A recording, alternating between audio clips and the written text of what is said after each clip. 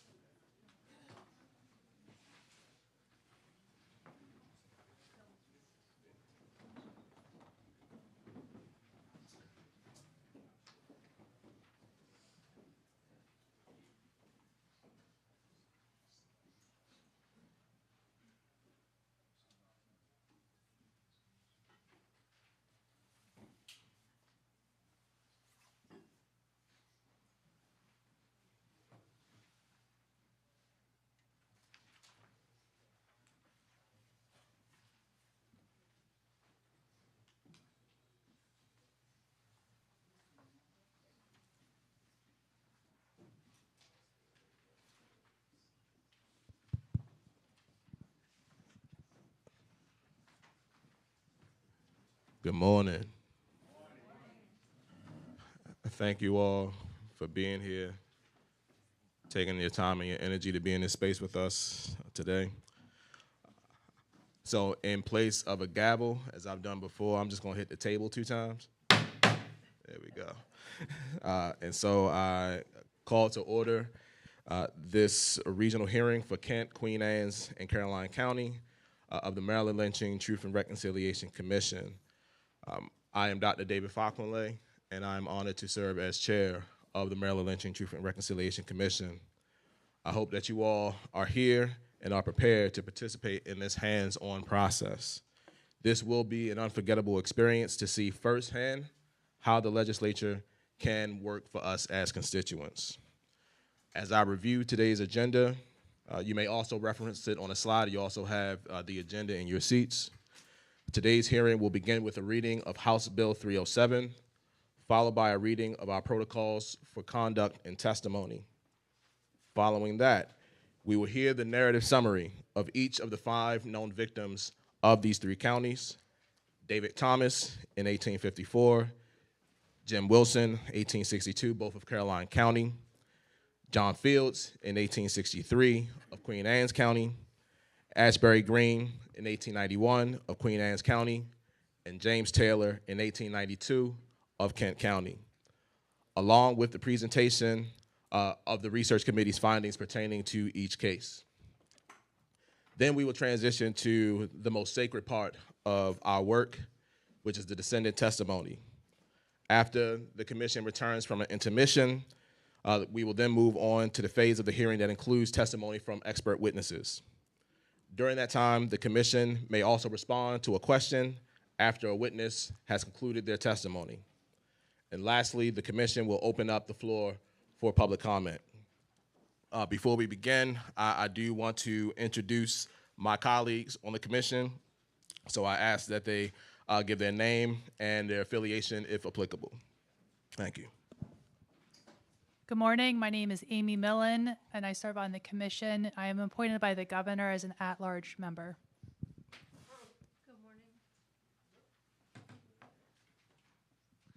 Good morning. Lindsay Baker, also an at-large member.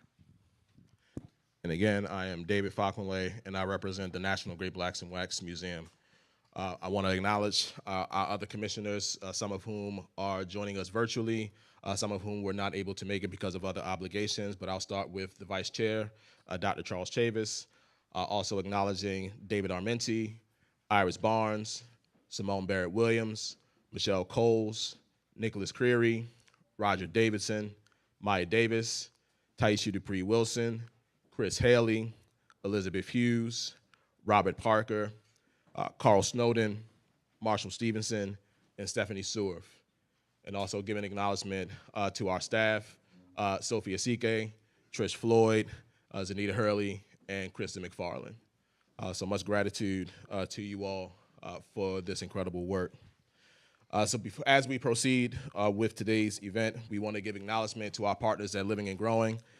So they will be in the room all day, and they will be here to help assure that we can navigate our emotions as we learn and relearn about this history. So at this time, Ms. Caitlin, Ms. Shanisha, if you would just stand and raise your hands. There you go, lovely people, they're lovely people. So at any point you feel that you need to speak with them, be in space with them, to process, that is what they are for. Please utilize them as you need to. We know that this is an emotional process, and we do not need to be afraid of our emotions. And so I welcome you all to, again, utilize that resource to help navigate whatever may arise during this afternoon. Thank you both. Appreciate you for being here. So at this time, I do want to recognize any elected officials who may be joining us in this space. Are there any elected officials here? Please stand and rise. Thank you. Please, if you'd like to introduce yourself. Thank you for being here. Appreciate you. Thank you for being here. Thank you for being here. Thank you for being here. Thank you all for being here and being part of this experience with us. So at this time, I would like to recognize Madam Assistant Attorney General Kristen McFarland, who will cite the specific state statute that requires this hearing. Thank you, Madam Assistant Attorney General.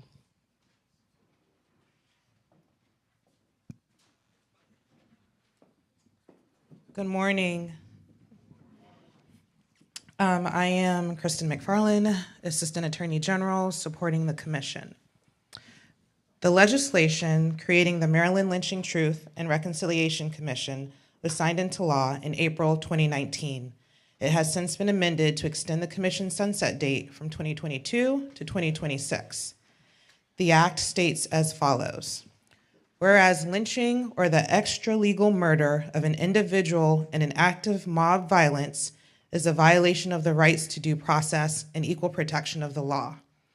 And whereas at least 40 African Americans were lynched by white mobs in Maryland between 1854 and 1933. And whereas no person was ever tried, convicted, or otherwise brought to justice for participating in these racially motivated lynchings. And whereas various state, county, and local government entities colluded in the commission of these crimes and conspired to conceal the identities of the parties involved. And whereas these crimes far exceeded any notion of justice, just retribution, or just punishment, but were intended to terrorize African American communities and force them into silence and subservience to the ideology of white supremacy.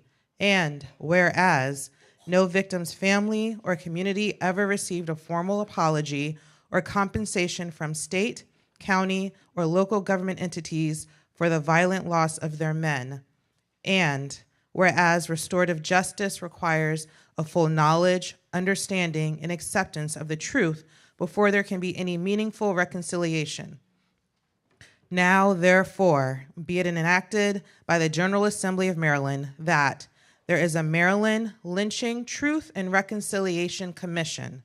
The act further provides for commission members consisting of representatives from the Commission on Civil Rights, the State Archives, Maryland Historical Trust, the Commission on African American History and Culture, the Maryland State Conference of the National Association for the Advancement of Colored People, the Reginald F. Lewis Museum of African American History and Culture, the National Great Blacks in Wax Museum, the Maryland Historical Society, the Maryland Lynching Memorial Project, the Lily Mae Carroll Jackson Civil Rights Museum, Maryland's 4 historically Black colleges and universities, Bowie State University, Coppin State University, Morgan State University, and the University of Maryland Eastern Shore, with 4 public members appointed by the governor.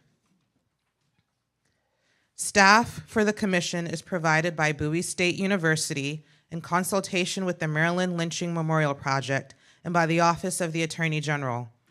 The staff member provided by the Office of the Attorney General may issue a subpoena for the attendance of a witness to testify or for the production of documents in connection with any investigation or hearing conducted by the Commission.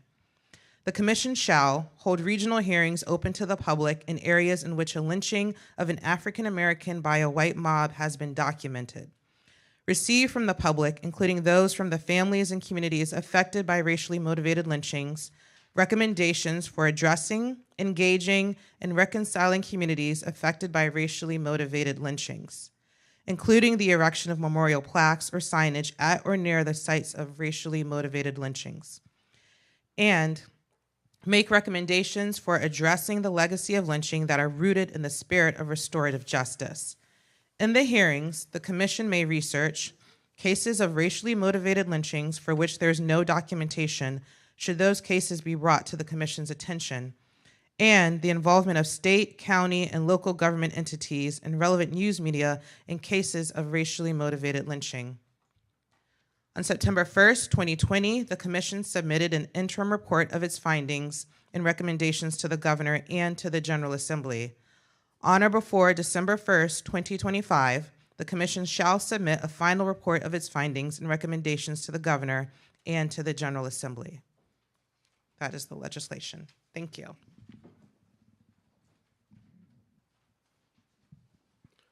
Thank you, Madam Assistant Attorney General. At this time, I recognize Commissioner Amy Millen to explain the code of conduct for the hearing and explain the process for testimonies and public comments. Thank you, Commissioner Millen. Thank you. Members of the public had the opportunity to submit testimony via email to MLTRC@maryland.gov prior to today's hearing. During the hearing, questions and comments from members of the public here in the space are, I'm sorry, it says the chamber, so I get caught up. Here in this space may be recorded on paper provided and will be collected by volunteers. Those attending virtually are invited to forward comments and questions to MLTRC@maryland.gov. Please provide your name and organizational affiliation, if any, and limit your comment or question to no more than 1 minute. Questions and comments, as well as live testimony, must be limited to the topic of discussion for today's hearing. If your comment or question is off topic, it will not be included in the hearing, or your live testimony will end. Comments, questions, and testimony should be presented with decorum and the respect appropriate for conducting this hearing. Any comments or questions containing obscene language or language inciting imminent violence will not be addressed, and any live testimony containing such language will end. Finally, please note that members of the media may be present during today's hearing, and as such, public comments, questions, and testimony may be broadcast or printed by news outlets. Thank you, Commissioner Millen. And before we proceed, I want to give acknowledgement to our American Sign Language interpreters here. We do our best to be as inclusive and accessible as possible with this process. So thank you for your presence. So at this time, we will hear from 3 community members who will provide the background and history for each of the victims that we are uplifting in this hearing. And so at this time, I would like to recognize community advocate and organizer, Lakia Pierce, who will provide the history of the lynching victims from Caroline County. Thank you.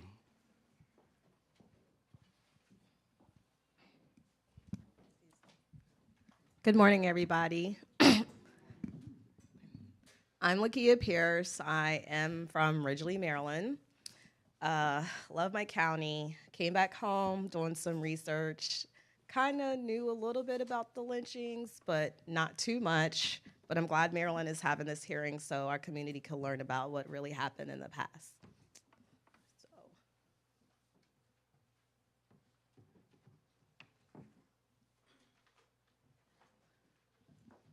So first, I'd like to let you know that the first 2 that I'm going to be presenting, these are AI-generated images. I used the descriptions from news articles, interviews of these men to generate how I envisioned they might have looked in that time period. And the last one is actually the actual image of the 3rd male I will be talking about as well. So the first up I will be talking about is the lynching of David Thomas. In 1854. So the story of David Thomas is very interesting. He lived down the road from a man named William Butler. One day, William Butler came to his door and asked him to come outside. Nobody knows what was talked about or what was said between them, but they end up getting into an altercation, and David hit Mr. Butler over the head. And the injury caused Mr. Butler to die. He actually went on trial for this incident. He was found guilty for killing Mr. Butler. However, during that time, when residents of the community found out about this, I'm sorry, you mind if I take this off? When residents of the community found out of this, they got very angry about what happened to Mr. Butler. A lot of them started coming together and congregating about lynching Mr. Thomas. Even though he was arrested and was put on trial, Mr. Judge Hopper, was the one that proceeded over this trial in 1854. Thomas pled not guilty. However, he was found guilty and he was sentenced to 16 years and 8 months in the state penitentiary. The state called on 4 witnesses during this whole testimony. One was Butler's wife, Elizabeth, and Baynard Breeding, whose home was in the site of the defendant, Mr. David Thomas. And the only witness was a white laborer named Tristan Wright, who actually spoke on behalf of Mr. Thomas. No one knows what was said or what Mr. Wright presented for him. So once all the crowd got together, they were really upset about the verdict that this black man was able to kill a white man and he's going to live. So they came together and congregated outside the Denton jail. Now, I read a couple of different articles, some articles, even online, even that I searched through Ancestry and the state archives records, said that they pulled Mr. David Thomas out of jail and lynched him. Then there's other articles that said that the people created a plank and nailed it to the jail and lynched him off the plank. The rope that they used was thrown above high, and David was pulled up, and he was hung there until he died. After that had happened, they buried him in an unmarked grave around the Denton area. Currently, what I had found is that he was buried in the Alms House. Now, that house is no longer in existence in Denton, Maryland. It's actually a medical center there. But there's other articles that said he was buried by the Choptank River. This right here is actually a copy of the court case I found against David Thomas, the state of Maryland versus him, and pretty much it just broke down his sentencing and his crime that you can also find on Ancestry. Here is also other articles that had talked about the lynching of David Thomas. A lot of people said that this was actually a murder that was committed against him, and that it was very gruesome, and no one was found guilty for what happened to him. Here is also another article. These all came from the Denton Journal during 1854 about David Thomas lynching as well. As you can see, they also go into talking about how he was suspended until the life was extinct. Then he was cut down and his body was conveyed back into the jail, but the mob didn't stop.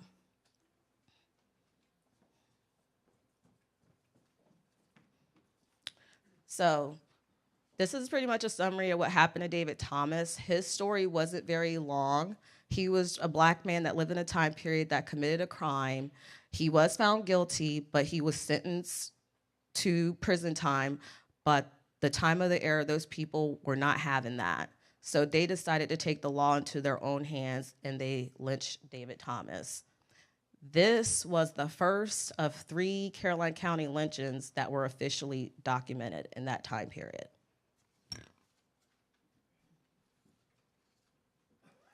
in the sources where you can find all those. The next story I want to tell you about is the lynching of Jim Wilson.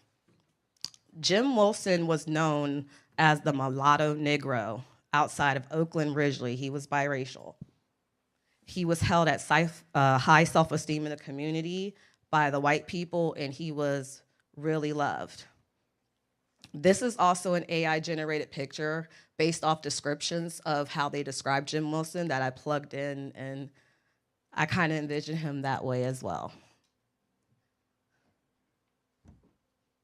So in 1862, an 8-year-old came up missing in our area, and she was found dead by the name of Emma Plumer. She so happened to be a daughter of one of Caroline County's delegates by the name of Edgar Plumer. Jim was known to walk his dog around the area.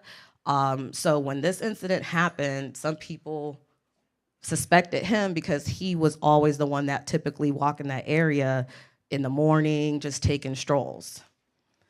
When they confronted him about Emma's body, they said that he had confessed to the murder, but he didn't mean to murder her. He just accidentally hit her too hard and knocked her down.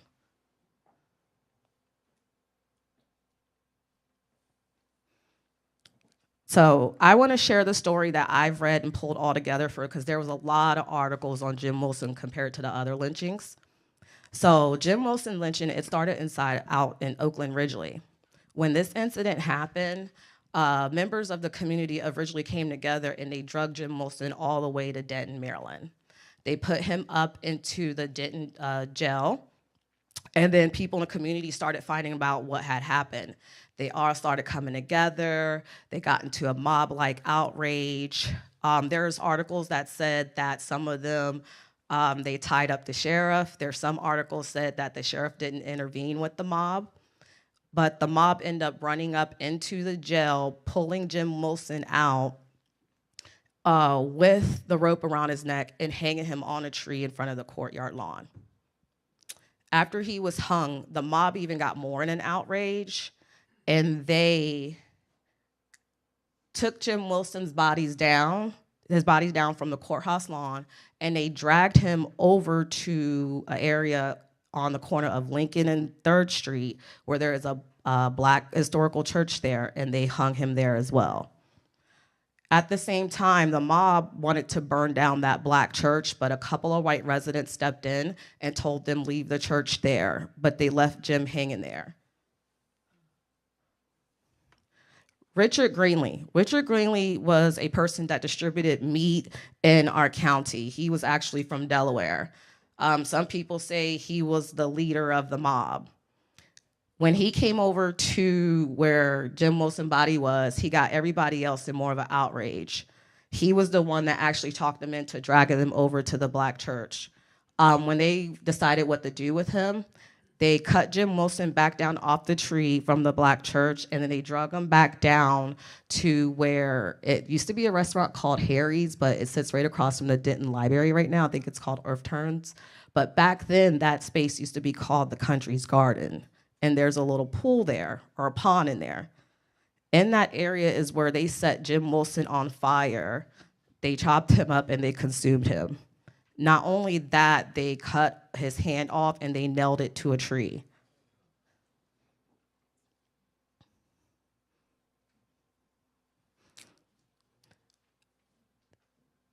After this incident happened, nobody was investigated. Nobody did anything about it.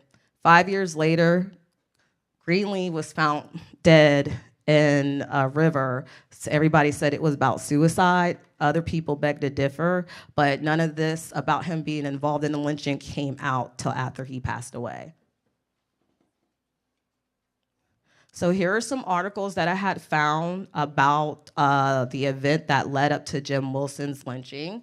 As you can see here, how they talked about Mr. Edgar Plumer and the 8-year-old passing through the small skirt of the woods and returning from school as she was met or overtaken by a Negro man named Jim Wilson, who in attempting to commit violence upon the person.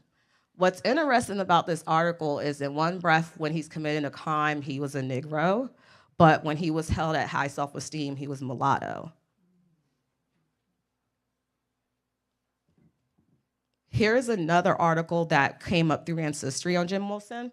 So what this article is in 1915, downtown Denton was doing an update to the riverfront on Choptank on 2nd Street. They wanted to create like a sitting space for the community. During that time, when they were excavating, they ended up pulling up Jim Wilson's body remains and David Thomas' body remains.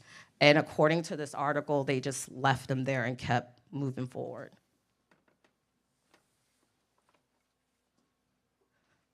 Okay. So the last story I'm about to tell you about is the lynching of Wish Shepherd. Wish Shepherd lynching is a bit different because he was found guilty of his charges and he was going to be lynched by the state of Maryland. However, his happened a day early, and his case has the elements of the first two cases as well, which is why he is part of the presentation. So, Wish Shepherd, he lived in Fellowsburg with his mother. He was 19 years old. This is the actual picture of Wish. When I first saw it, I thought he was about 15, 14. I actually interviewed somebody who had this. It's an actual postcard. He speculates that he heard through his family that Wish was probably 14 or 15 as well. He was arrested for raping a lady by the name of Mildred Clark of Fellowsburg. Now, he didn't murder her. There was no testimony. There was nothing found about what she said. The only thing that was found is that he admitted to it and then he recanted. Later that year, it was a while though that he sat with those charges when he was found convicted and sentenced to death for her rape. When he recanted his statement, he told people then that he was coerced into saying that. There was a mob outside that started to gather because they heard about the case, even though almost a whole year had went by and nobody was aware of it. They gathered together and they felt that it was time for Wish to be lynched and felt that the state was moving too slow.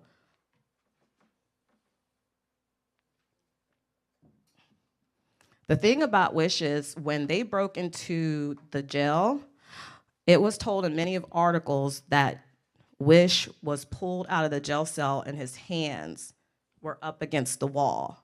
And they were pulling him so hard that his hands left a print on the jail walls.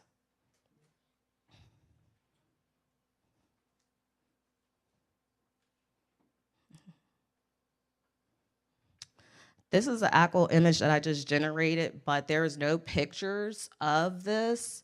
From my understanding, you could have back then seen his images at the jailhouse because they were doing ghost tours on it, but since then they have redone the building and they've covered up that spot in the jail.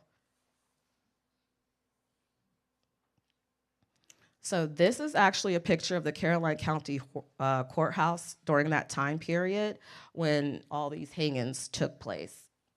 I mean, the jail cell. My apologies.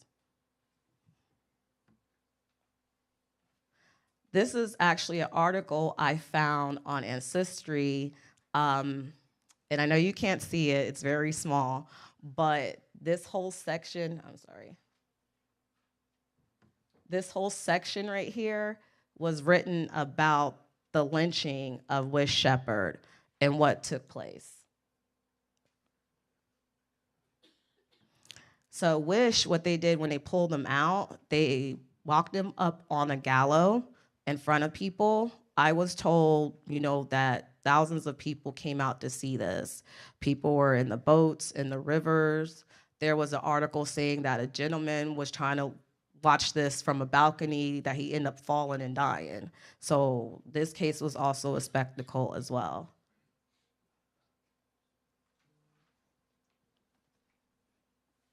So today, with Jim Wilson, David Thomas, and Wish. There's people that are saying that the jail is still haunted, specifically by Wish, and some say Jim, and our community actually has a tour of this.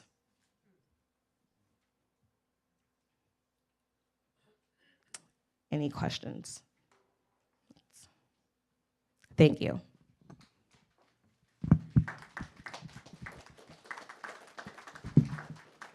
Thank you, Ms. Pierce, and we appreciate the context that you provided. So we certainly want to acknowledge that in the case of Wish Shepherd, as you stated, it is a little bit different than the previous two cases, but there are elements that are very much in alignment with the premise of this commission, the preservation of a hierarchy, the use of terror to preserve that hierarchy, and therefore we wanted to acknowledge Wish's case right along with the others that happened in the county. So thank you for uplifting that.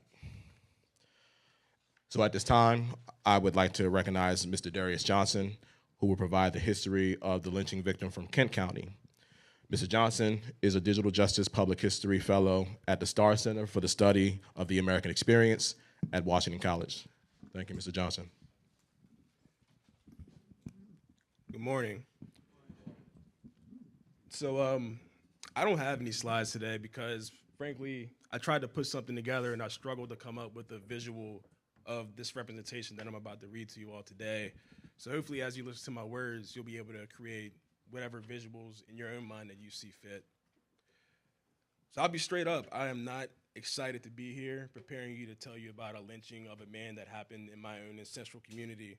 But I recognize that our community has deep systemic issues that stem from the racial violence that Black people endured. And I hope that this process leads to real positive impact so that the young Black youth of today don't have to sit up here and do what I'm doing right now.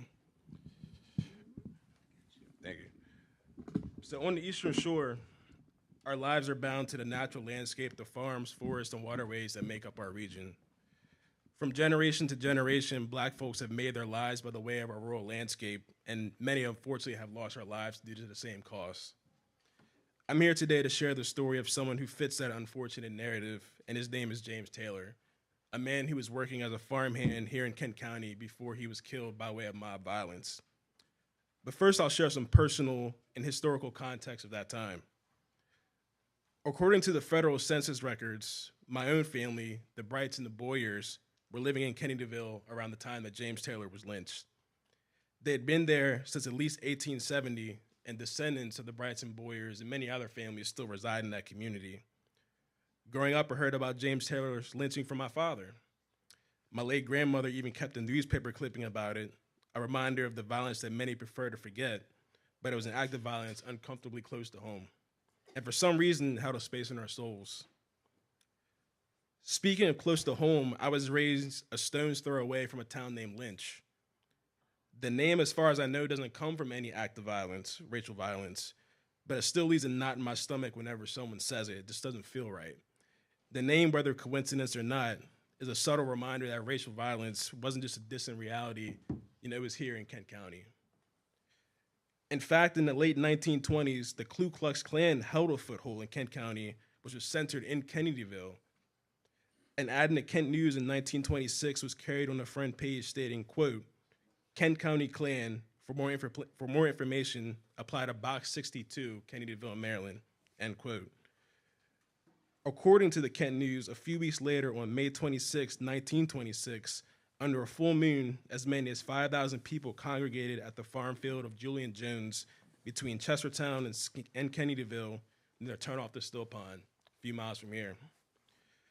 The rally was held in a giant circle of 1,000 cars, and in the center was a 40-foot-tall burning cross symbolizing the radical nature of the organization and its racist and xenophobic tilt and ominous intent. About 6 years later, my dad has always told me about 6 years later from that time, he'd be driving through Galena about 10 minutes from here, where he came upon a municipal-approved Klan rally at the intersection of the town. And we actually have photo proof of that in the archive for Chesapeake Heartland Project, where I currently work. So really showing that presence of racial violence and terror had presence within this community for centuries. So these things are chilling to process when you've heard about them as a child or whether in your adulthood for the first time, especially when the place where they happen still looks the same, feels the same, sounds the same, maybe even smells the same. I share this background to say that racial terror was alive in Kent County, and they're the descendants of families who were afflicted by those acts and those who have perpetrated those acts still living in the same communities today. Today, we have the chance to move beyond the hold that this terror might hold on our community, recognizing this history is important, but so is asking what comes next after recognition. What reparative actions can we implement to right the wrongs and bring about positive outcomes? But before we get into that, I'll share what happened in May 1892, which has led us here today. In May of 1892, James Taylor's life was brutally taken by a white mob in Chestertown. A bit of background on James Taylor. He was a 23-year-old black man from Pondtown in Queen Anne's County. He was a farm laborer, and he worked for about 2 years on the Silcox farm in Kennedyville. His family lived near the area, and at the age of 2, according to the 1870 census, Taylor was living near Crumpton with his father Charles, his mother Elizabeth, and his sisters Mary and Juliet. According to news accounts, in May 1892, Taylor was described as 5 feet 5 inches tall, potentially weighing around 150 pounds. It was also reported that Taylor had a brother and wife living in Chestertown at the time. The months leading up to Taylor's lynching were filled with racial violence and injustice. On Christmas Eve, 1891, a black man named Thomas Campbell was beaten to death in a barroom brawl in an oyster saloon in Millington. The official inquest made public on April 22nd, 1892, concluded that Campbell died of a heart attack, not as a result of being beaten over the head with beer bottles by a group of white men. The decision was facilitated by an autopsy conducted by Dr. James Hill, and understandably, the local black community was infuriated by this injustice, and they blamed Dr. Hill. The next day, Dr. Hill was killed while riding in a cart to tend to a patient, and 8 black men, although some may have been under 18, were charged with his murder and later convicted. This led to a notorious murder trial which attracted national attention and ultimately the death of those accused. Just 1 month later, on May 15th, 1892, James Taylor was accused of sexually assaulting Nellie Silcox, the 10-year-old daughter of the man he worked for. In the racially charged environment of this time, that accusation alone was a death sentence. It was reported that Nellie told her mother and Dr. Jacobs after the assault, Taylor left the house. A search party quickly formed to look for him, first searching Taylor's residence, but was told he was visiting another home. And the group found Taylor at this home trying to escape from the back window. He was quickly surrounded by armed men and apprehended, and there were actually several threats to lynch Taylor right there on the spot, but he was ultimately brought to Chestertown, where he's placed in a local jail. Witnesses noted that there were several specks of blood on his clothing at the time. After Taylor's arrest, in the custody of Sheriff Edward Plummer, Sheriff Plummer anticipated trouble.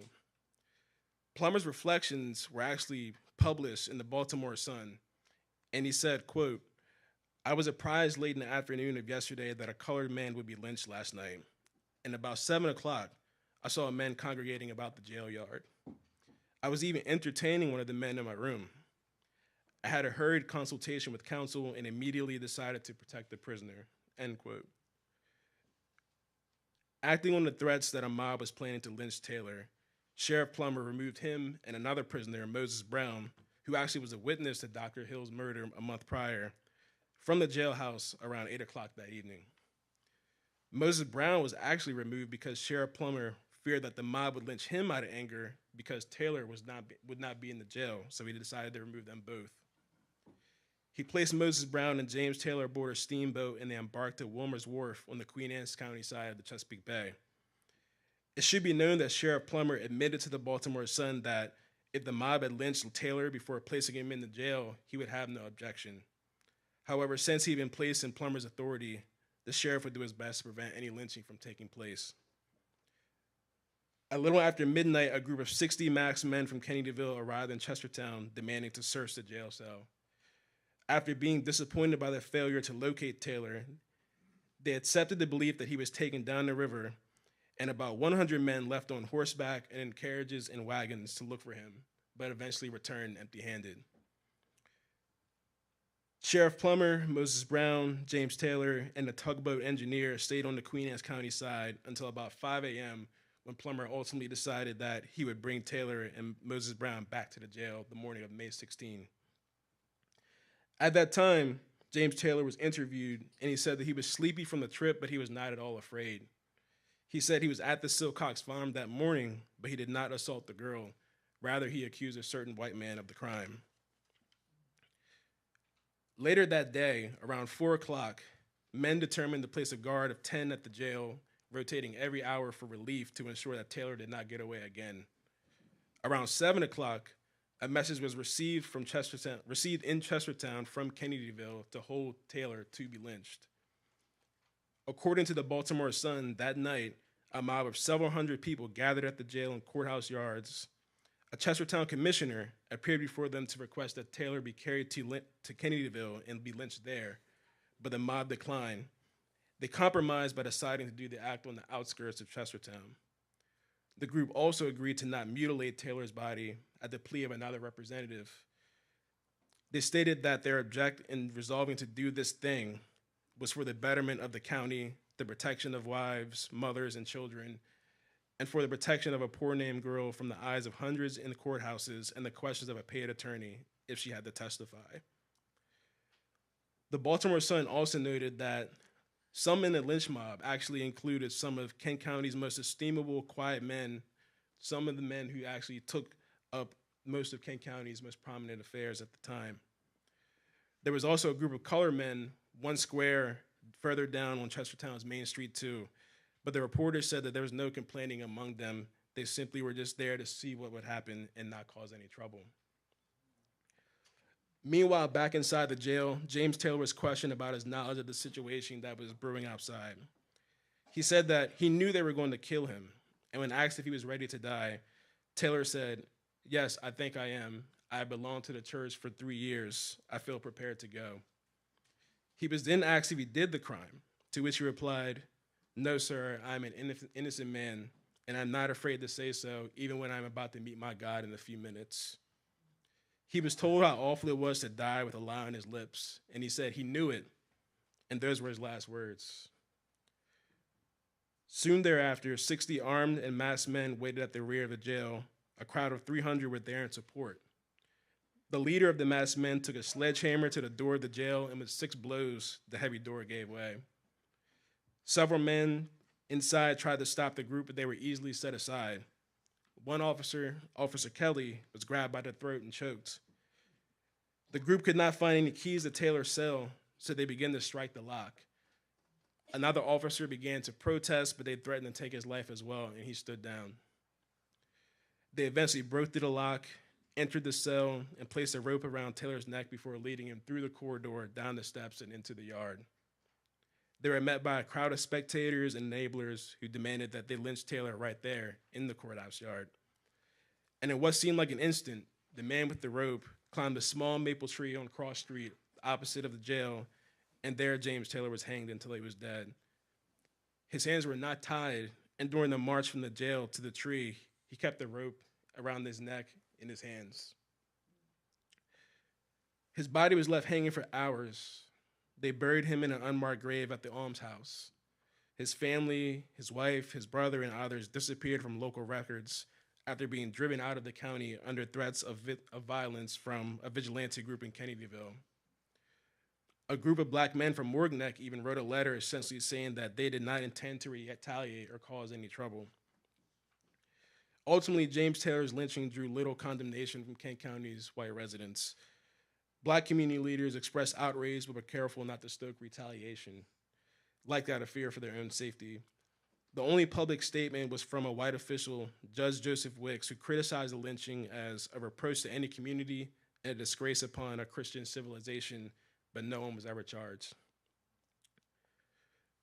While that moment marked the end of James Taylor's life in the physical sense, it's not the end of his story, which can live on through the reparative actions I hope will manifest through this hearing today. Recognizing this history is vital, but recognition alone does not heal wounds.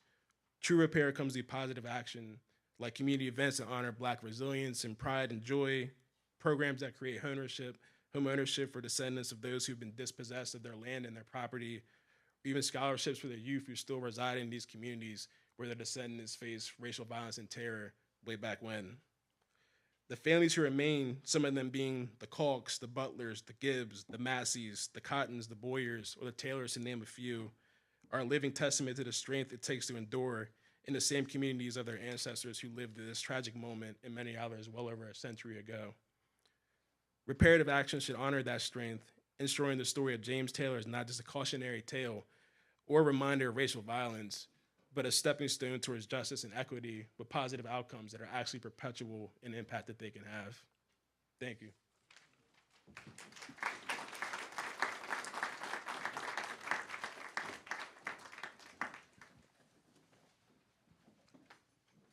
Thank you, Mr. Johnson. At this time, I would like to recognize Ms. Nyambi Brown Davis, who will provide the history of the lynching victims from Queen Anne's County. Ms. Davis is the community historian at the Kennard African American Cultural Heritage Center in Queen Anne's County. Thank you, Ms. Brown Davis. Good morning. As my mother would say, these stories are an endless loop of horror. The first time I heard about lynching, I was a young girl. She told me about her experience at the University of Maryland, Eastern Shore, which was then Princess Anne Academy. She was on campus when George Armwood was lynched. And so I heard that story. And then growing up, I heard another story about one of our own relatives, which we're still trying to piece together, who was allegedly lynched for what is the criminal intimacy with a white girl or woman. So we're trying to piece that story together. So I'm here on behalf of all the people that I know, and people I don't know, who have endured. Now, I'm going to talk about Asbury Green first. And I'm going to read it because I think that reading what I have written will make it more, will have more of an impact. I can say it, but I want to do it this way. So, the alleged crime that stood out, as I said, so often as punishable by lynching was not theft or murder, but criminal intimacy with a white girl or woman. And this was the case of Asbury Green. He was lynched on May 13th, now I have 1981, typo. But he was lynched in Centerville, the county seat of Queen Anne's, for the reported rape of Mrs. Howard Tolson of Kent Island. The alleged crime took place on February 28th while her husband was away.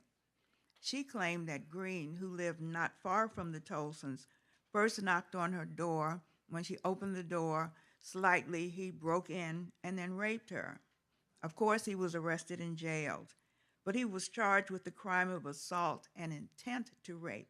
And that's a key charge because her husband and father insisted that she not be subjected to bring out the detestable and horrible facts to the public, those described as the wicked and unhallowed lusts against female chastity in the person of a wife and a mother. And that's another thread, chastity, that runs through many of these crimes. Of course, he didn't stand a chance of being found innocent, especially when the strongest of Centerville's white men added their tears at the trial to Mrs. Tolson's sorrowful sobs from the tortures she endured at the hands of the Negro. And it was no surprise that the testimony of the black man who could account for Green's whereabouts was dismissed as an attempt to cover up the truth. One of the three presiding judges who passed sentence that Monday gave Green 21 years in hard labor because he really could not be definitively identified as the perpetrator. Well, you know that didn't set well with the good townsfolk. There were rumors of lynching, and to prevent mob justice, the sheriff, who was Sheriff Turner at the time, detailed extra men to guard the jail, as they often do, to no avail. But at 1 a.m., a mob broke in, overtook the guard, took the keys. They meant no harm, they said, but nothing would deter them from dragging Green out of his cell in his underwear and delivering what they considered to be justice. An article described the men who arrived by horse, carriage, and by boat to exact this justice were outsiders. They were supposedly not residents of Centerville. And how about this for a glowing description of a lynch mob? This much good can be said of them, said the newspaper. Wherever they came from, their behavior was orderly and becoming. Becoming?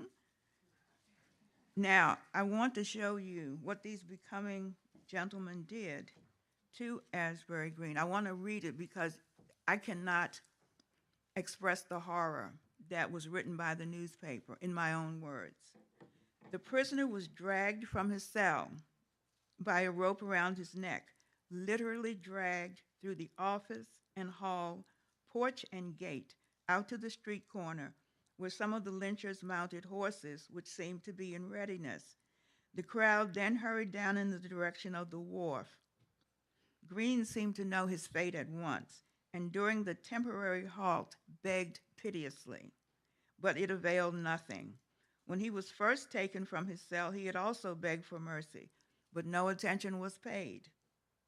Outside the jail, he was hurried down the street known as Broadway in the direction of the wharf. And anyone who's ever been to Centerville knows exactly where that is. That's right in the heart of town. Several pistols or guns were fired as the crowd passed down.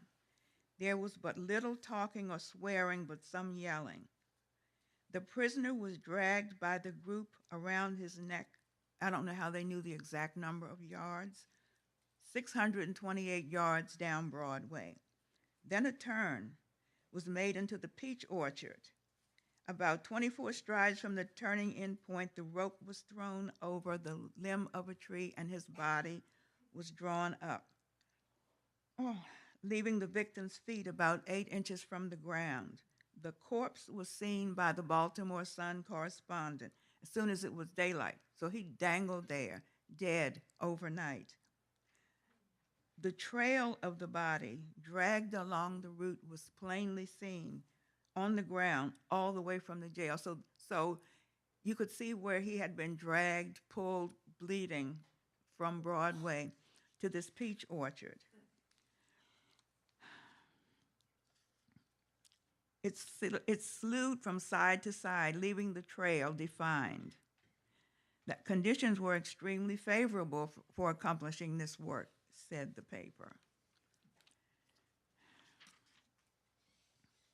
Just a second. Oh, here we are. Just a second. And within a half an hour of entering the jail and committing this atrocity, not one of those becoming gentlemen could be found. There were also rumors that black men in Centerville planned to riot in retaliation for Green's death. The Goodwill Fire Department patrolled the streets in response to the rumor that was published. And of course, there was a letter written to the newspaper in response to this.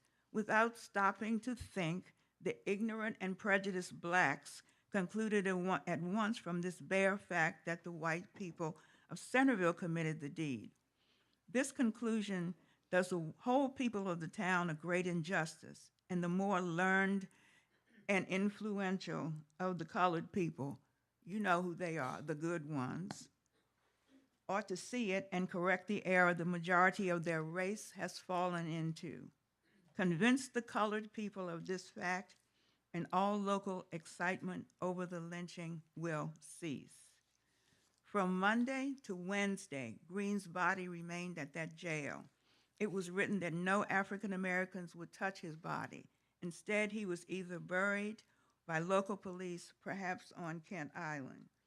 And to finish the story of Asbury Green, a Kent Island farmer wrote to the paper, a man who commits rape, whether white or black, ought to be hanged. If he could be hanged twice, it would be more of a punishment than he deserves. He came like a wolf on the fold at nighttime when the shepherd was away. The people came from their homes in the night and, overpowered by the guardians of the jail and visited on Asbury Green a proper penalty of his crimes. He showed no mercy, and he died with none.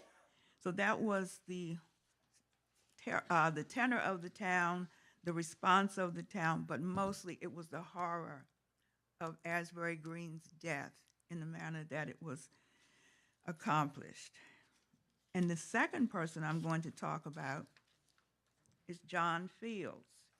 Now, this is a different case. This doesn't have anything to do with chastity or criminal knowledge. It has to do with consent.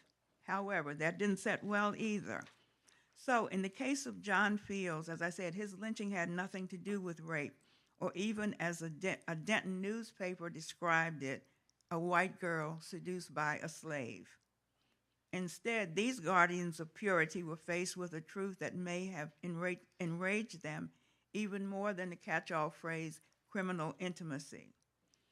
Fields was enslaved on Kent Island to James Stevens. According to the newspapers, Fields and Josephine Sherwood, the 17-year-old daughter of a white farmer, had a consensual, intimate relationship. Furthermore, in the Queen Anne's County Criminal Court in May of 1960, okay, I'm in a time capsule, May 1863, she was charged with giving birth to a Negro or mulatto child sometime in April 1863. So when she became pregnant and was questioned by her father, who was outraged, she confessed, quote unquote, confessed her guilt and laid charge to the Negro. James Stevens, Fields' enslaver, was contacted by Sherwood's father. Newspapers claimed that Fields confessed. For his admission, on April 24th, he was taken by yet another group of infuriated people and hanged on a hickory tree on the farm of Robert J. Wilson near Queenstown. As far as Josephine Sherwood, after the 1860s, she and her child were no longer present on the census underneath any name that anyone could recognize her. So these are two stories of lynchings in Queen Anne's County. I'll come back to talk about one we're trying to solve. But thank you for listening, and I appreciate the opportunity to bring these stories to light.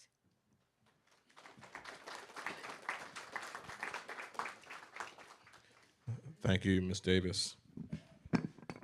So in the absence of my colleague and research committee chair, David Armenti, I'll provide an overview of the process by which the MLTRC has gathered information and gathered resources relative to the cases, not just in this region, but across the state. So this work is built on existing efforts by many historians, genealogists, and researchers, some of whom are represented on the commission. One of the resources that has been particularly meaningful is the Legacy of Slavery in Maryland, which is through Maryland State Archives and led by one of our colleagues, Christopher Haley. A lot of the work comes from materials from descendants. That can be descendants of victims, that can be descendants of perpetrators, that can be descendants of spectators, and also information that was provided through the media. Now, we have to be very mindful of the different stories that are told based on the media outlet that you're looking at. I think that we've gotten examples of that so far with the cases that have been presented. There's one story that's given in the predominantly white media, and then there's a story that's given in the predominantly black media. So we have to strike that balance when it comes to getting as much information as possible. Another important element is genealogy. So as a commission, we do our best to connect with the descendants, particularly of racial terror lynching victims. The work of Heritage Associates has been particularly helpful and particularly impactful in exploring the records to see if there are living descendants who are aware of the history that is part of their story. In some cases they are, in some cases they are not. That's another balance that we have to strike. In some cases, we are breaking this news to people, that this is a part of their story. And so while part of our priority is to make space for the descendants of racial terror lynching victims, they very well may not be ready. And we have to acknowledge that they may not be ready. We also understand that the descendants from different perspectives of these cases may be available. Now, one thing we make very clear, this is not a retrial. We're not going down that road. The decision has already been made. I think we all understand that all of these cases are an atrocity against humanity. That said, we do understand that many lineages are carrying a story because of these cases. It is not just from one angle. And so when we can make space to hear those stories, as long as they are in the spirit of justice and understanding and forgiveness, right, and acceptance of the crimes that were committed, then we certainly make space for those legacies to be acknowledged as well.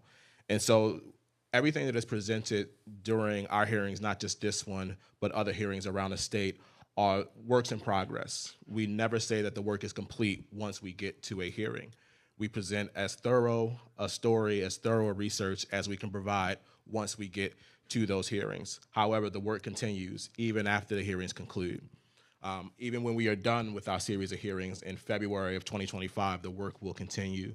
And so we always ask for those who are aware of the commission, if you are willing to share information, if you're willing to share materials that can be preserved, that can contribute to the story, we always welcome that opportunity. Much of what you have seen today is a result of the willingness of people to contribute their story, the willingness to share this truth, no matter how difficult it is, because it is a truth that we all need to know and embrace. It's the reality of the situation. And so please understand that it is not over.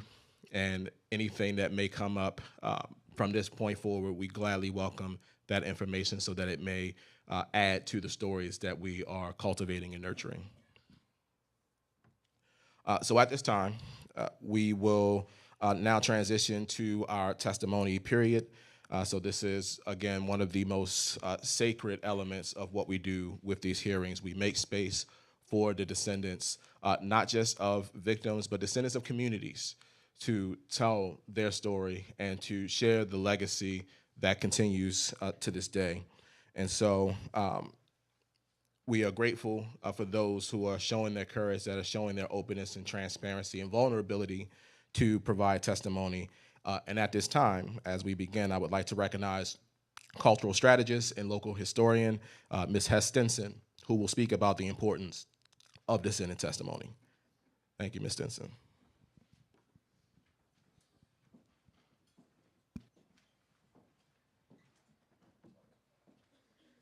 Good morning, everyone.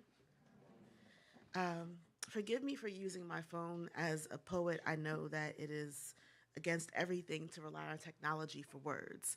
But I already wrote out what I was going to say today, and everything I wrote on paper just was not sticking.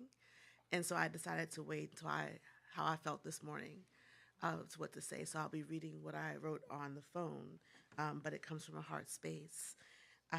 I was slated to talk to you about what it means to be a descendant and what a descendant is, but I know, especially those of us who are either from or of the shore or live on it, that we already know what that is. That's our very existence. And there's nothing that I can tell you about who you are and where you come from that'll be new information to you. But what I can share with you particularly is how we can engage with this space and how you can give yourself permission to speak and live in your truth, whether you choose to speak today or whether you tell these stories elsewhere to other people. We already know what a descendant is. Our survival, our presence in this space is proof of it. And for those who are not of African American descent, you too know that family and connection is broader than typically defined. The dictionary will tell you that a descendant is someone who is connected by a bloodline, by genealogy provable through the cold logic of biology. It's a definition shaped by the assumption that time is linear, moving only forward, and that kinship is confined to what flows in our veins.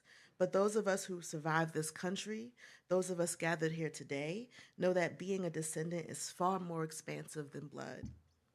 To survive what this place has been and what it continues to be at times has required us to create kinship in ways that no dictionary can define. We've made family with people, with places, with moments. We have forged connections out of a refusal to be erased, to a refusal to be unloved. That is what it means to be a descendant, not simply to inherit blood, but to inherit survival, to inherit the obligation to remember and the courage to act. Before we go any further, I really want to pause. One, 'cause I need to take a breather. I'm not a big public speaker. And then also, I just want us to gather ourselves fully in this space, not just in our bodies, because you are here physically, but also in our hearts and our spirits and our mind. How is your heart? How is your spirit? How is your being? During slavery, there is this thing called zombification, or the word zombie comes from slavery, particularly on the Caribbean islands. And it wasn't the fear of the living dead come to curse you. It was the fear that your body would keep working even long after your soul is gone. And that's something that we often experience day in and day out. That's one of the ramifications of slavery. That's one of the ramifications of all the horrors that come from anti-Black terror. And so often we come compelled to be in a space, and our bodies are here, but we need to gather everything, our spirits, our ancestors, our knowledge, our bravery with us too, so that we are not zombies by default. Sometimes we arrive in spaces like this, compelled to show up to do the work, but we haven't allowed ourselves to be fully present.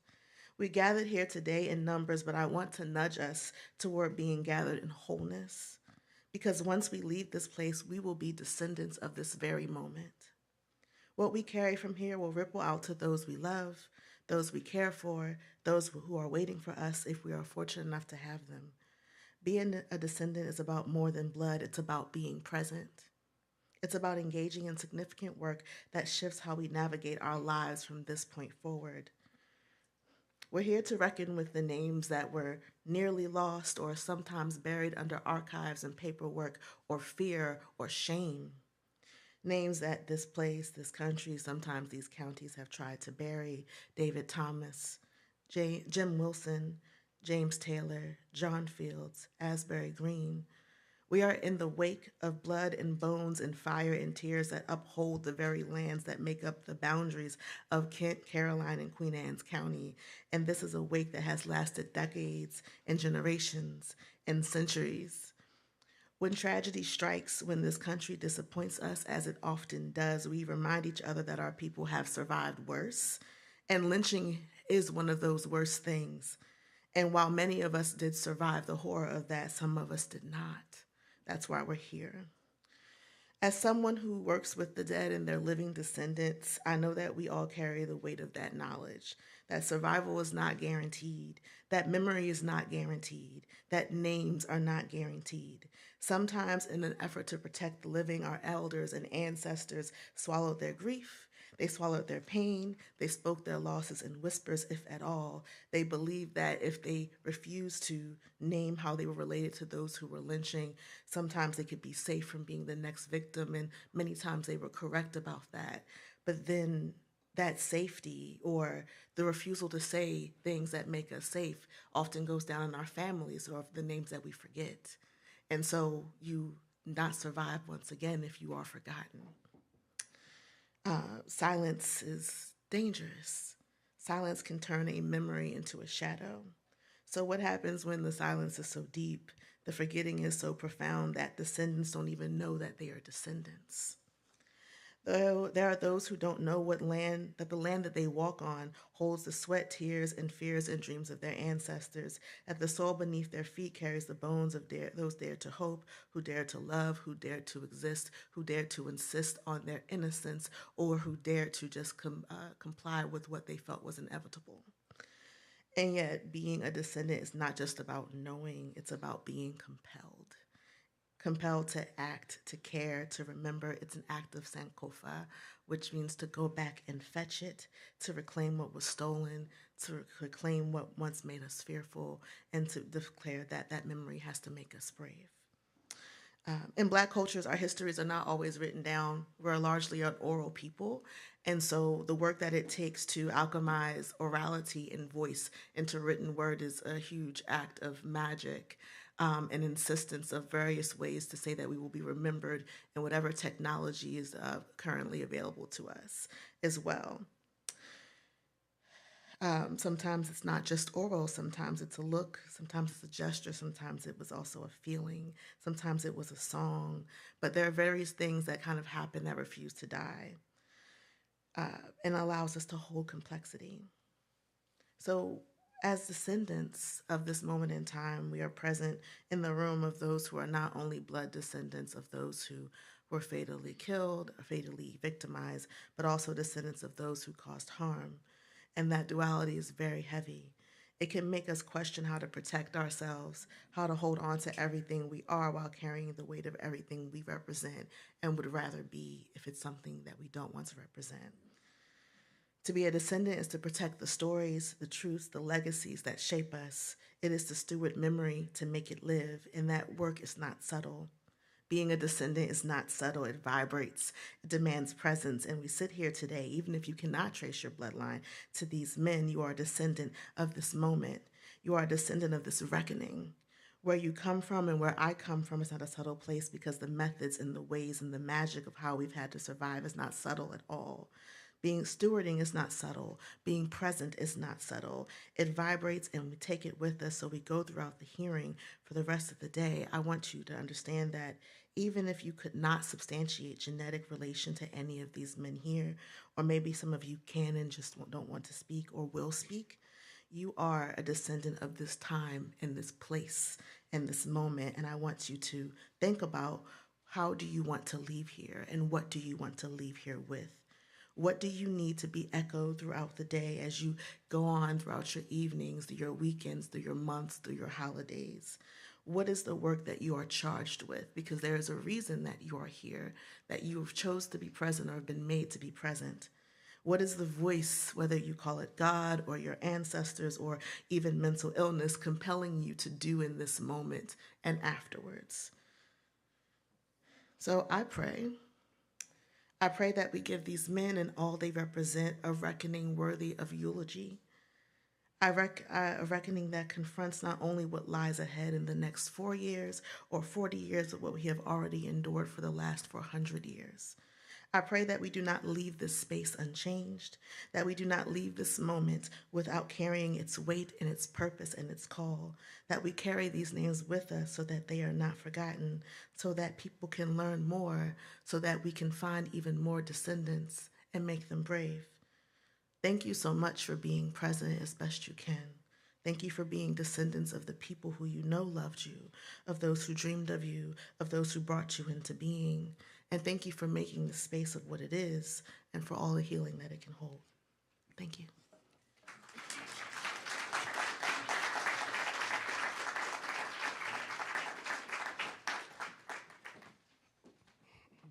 Thank you, Ms. Stinson, for setting a very appropriate tone. And at this time, I'd like to recognize Ms. Katie Warrington, who is a descendant of James Taylor's accuser. Ms. Warrington's testimony will be read by Mr. Phil Dutton from the James Taylor Justice Coalition. Thank you, Mr. Dutton. Good morning. My name is Philip Dutton. I am the co-founder and co-chair of the James Taylor Justice Coalition, along with my co-chair, Larry Wilson. And I'm honored to be able to present this testimony by our member, Katie Warrington. A number of our James Taylor Justice Coalition folks are here today, and I appreciate their support. Thanks to the Commission for the work that you do. We at the James Taylor Justice Coalition very much appreciate what you're doing. And also the Manere's Dream Alliance for hosting us here today. I'm honored to give this testimony. It begins. Due to personal reasons, I have asked this testimony to be read on my behalf by Philip Dutton, friend and also co-chair of the James Taylor Justice Coalition. I first learned of this particular historical tragedy in September 2020, when in my mid-30s, by way of an unexpected family email thread, a family member had been contacted by a friend to let them know of the state's work on Maryland lynching events, given new bipartisan legislation and the creation of a local group to spearhead this work in Kent County. What followed was a lengthy discussion on the topic of racial injustice and how or how not to recognize those atrocities in present day. I do not have any further information to offer on this story that is not already part of the written story that is previously known. Our ancestor, my great-great-grandfather, John Spencer Silcox, who passed in 1920, was part of this incident as he employed Mr. James Taylor. John Spencer and his wife Sarah had 7 children, one being my great-grandfather. Their daughter Nellie, aged 11 years old at the time of the accusation, later married Clarence Rowe and had 4 children together. She died in 1949. I cannot offer any additional facts regarding the citizens involved in the killing of Mr. Taylor. Some family members of the generation before me recall only mention of this event as told by their grandmother, however, lacking significant details. That information died with generations of the past. My family members cover a variety of views along the political spectrum. Nothing has made that clearer to me than those email conversations 4 years ago. While there was disagreement on whether or not past cases such as these should be recognized publicly, there were things we could agree on even amid such divide. That being said, I did not receive full support from my family for deciding to be involved with the James Taylor Justice Coalition. I made the choice, not spurred so much by ancestral guilt, but instead of a belief in strengthening our community. I felt the goal of the committee is not to denigrate our family name. The goal, as I understood it, is to honor the memory of a man whose life was taken by a mob without benefit of a trial. I support their efforts to advance discussion and acknowledgement of this history. It is not an easy topic for anyone, but even more so with our link to some of the participants. But there's definitely real importance to having the conversations. In Chestertown, a man was denied justice and murdered on the basis of accusation alone, likely because of the color of his skin. That is a stain on our history, one of many, and something that should not have happened, and yet it did. There is no taking it back, but we cannot perpetuate mob rule. We must continue to have these conversations in this country if this country is to move forward and truly respect the dignity of all men and women, regardless of race, economic status, sexual orientation, gender, the list goes on and on. We can all agree that this history in our local community and in our nation as a whole is disturbing and dark. Sad times not to be forgotten, but to be learned from in the memory. As well, we can agree that our current society feels the effects of this unwarranted hatred still today. I feel as though I cannot offer a statement of apology on behalf of my ancestors for the potential of their wrongdoings without that knowledge. That choice is something I've truly grappled with over the years.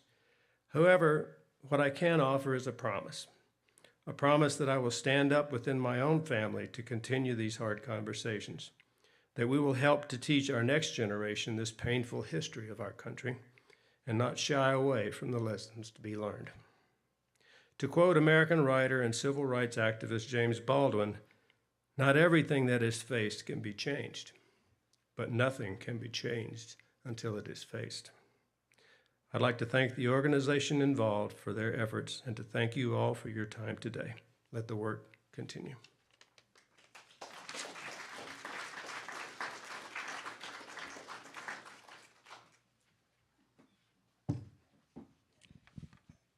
Thank you, Ms. Warrington, for your testimony, and to Mr. Dutton for reading that statement into the record. So at this time, I would like to again recognize Ms. Nyambi Brown-Davis, a community descendant from whom we heard earlier, to provide history for John Fields and Asbury Green. Thank you, Ms. Davis.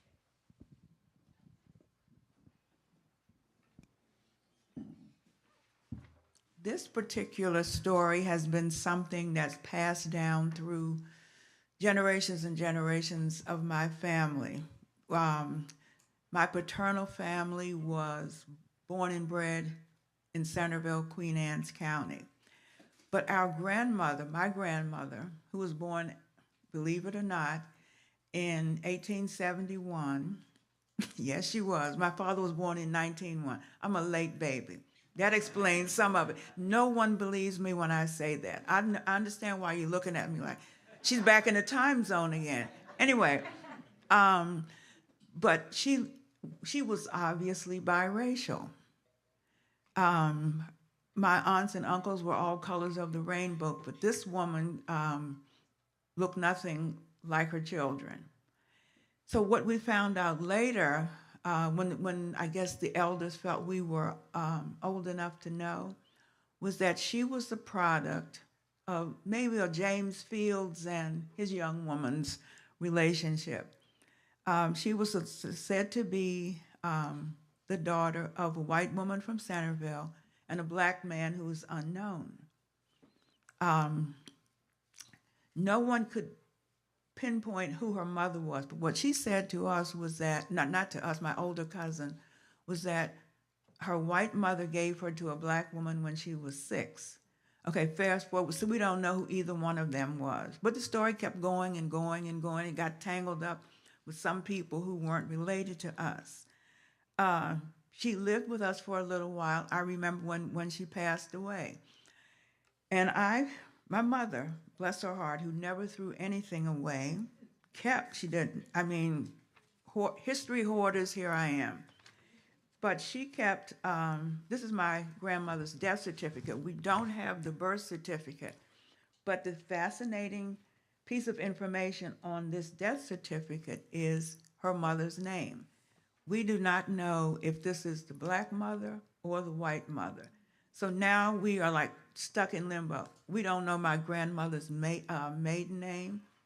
So what I'm doing now, what I'm trying to do now is find out who Mary Holton was. Another interesting fun fact about Centerville is that there is a white family who claims that they are the descendants of my grandmother.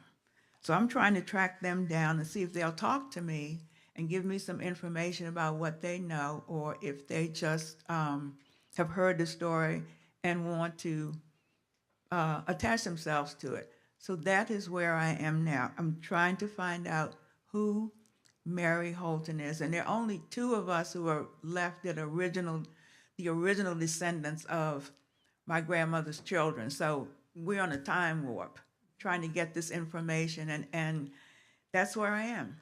Holding on. Thank God for my mother for not only this, but the TV Guide with Johnny Unitas and the 1958 Colts, so you know what kind of history I have. Thank you.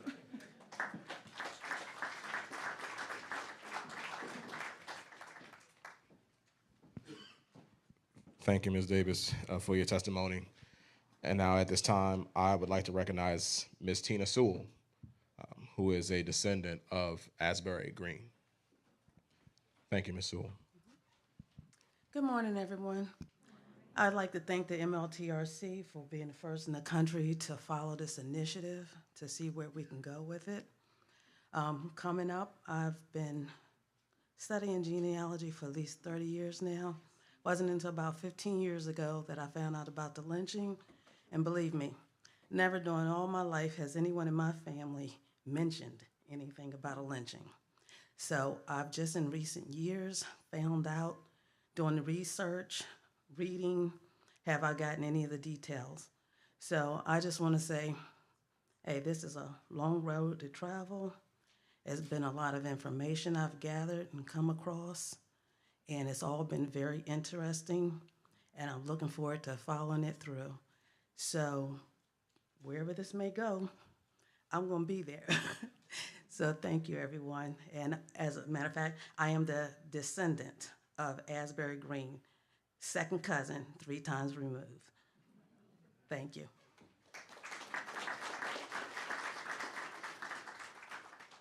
Thank you, Ms. Sewell, for your testimony. Thank you to all those who have shared their testimony so far. So at this time, we will take a 20-minute break. We are running a little bit ahead of schedule, which is cool with me, but we are covering all of our necessary bases. So we will take a 20-minute break at this time. I again want to acknowledge Living and Growing for those that may want to connect with them, just again to make space for what we have learned and are processing at this moment. But we will come back in about 20 minutes and continue with the next part of our hearing. Thank you all.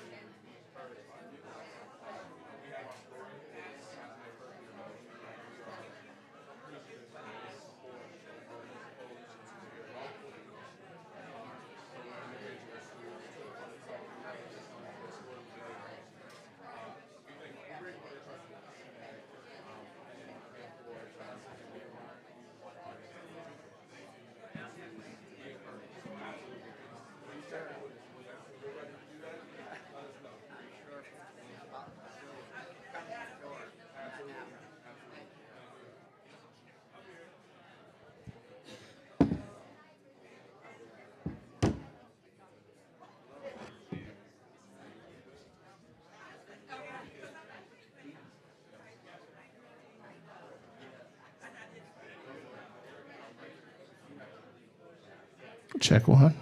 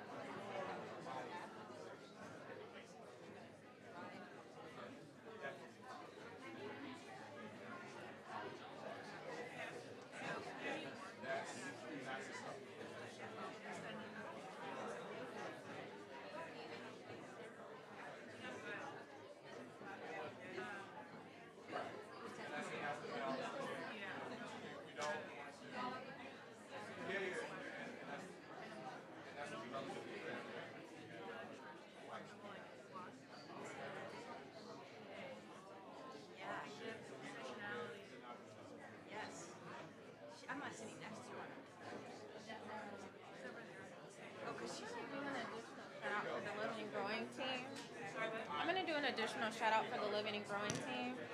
Just to raise their hand. If you are with Living and Growing, can you raise your hand? If folks need help processing any of this information, these two are here to help you with that.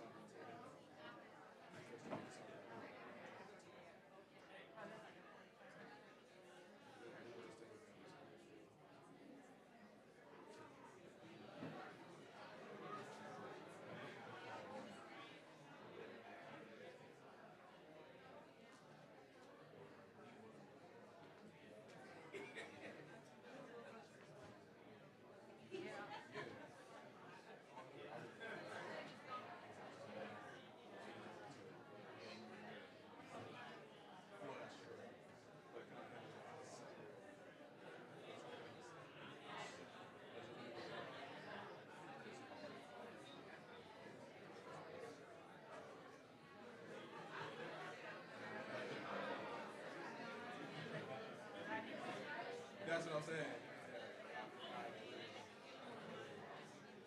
doing the same thing as you.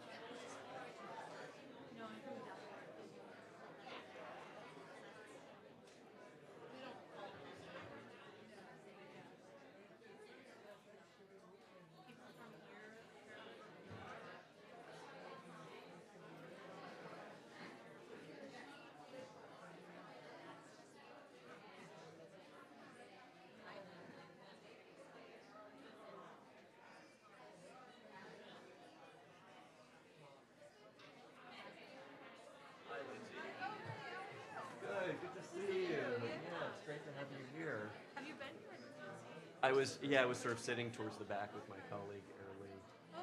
But this is an incredible event. I think, you know, many or most of us coming here didn't know exactly what to expect. Yeah. This is just, wow. Every single one is different. I was just talking to somebody, and the woman who does like you can talk to her if you need the process. Yeah. And this one feels more personal.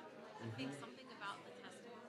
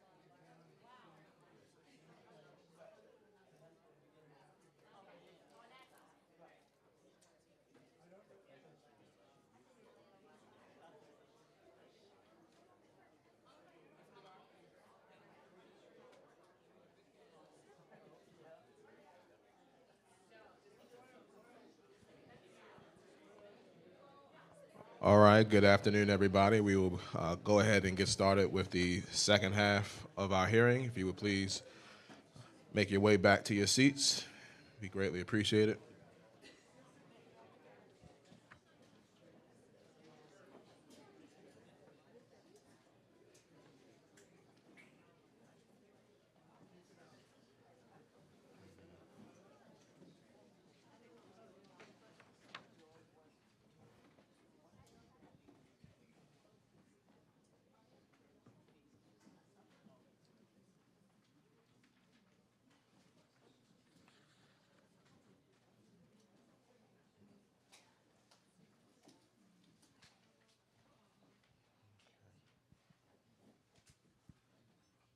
right, welcome back. Thank you very much.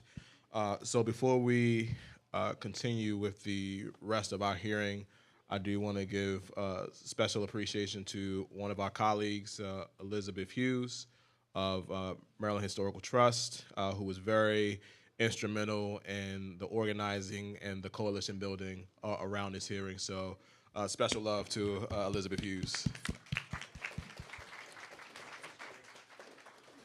Yeah, another thing, just to provide some overview, and this comes out of some of our previous hearings, people ask us about the next steps for the commission. So we will be wrapping up our hearings on February 8th. That will be an institutional hearing in a location to be determined. And once the hearings have concluded, we will be pivoting to our final report.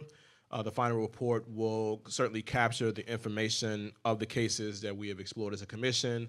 We'll go into some detail as to our processes for the research, putting on the hearings, as well as the reconciliation and justice portion of the work.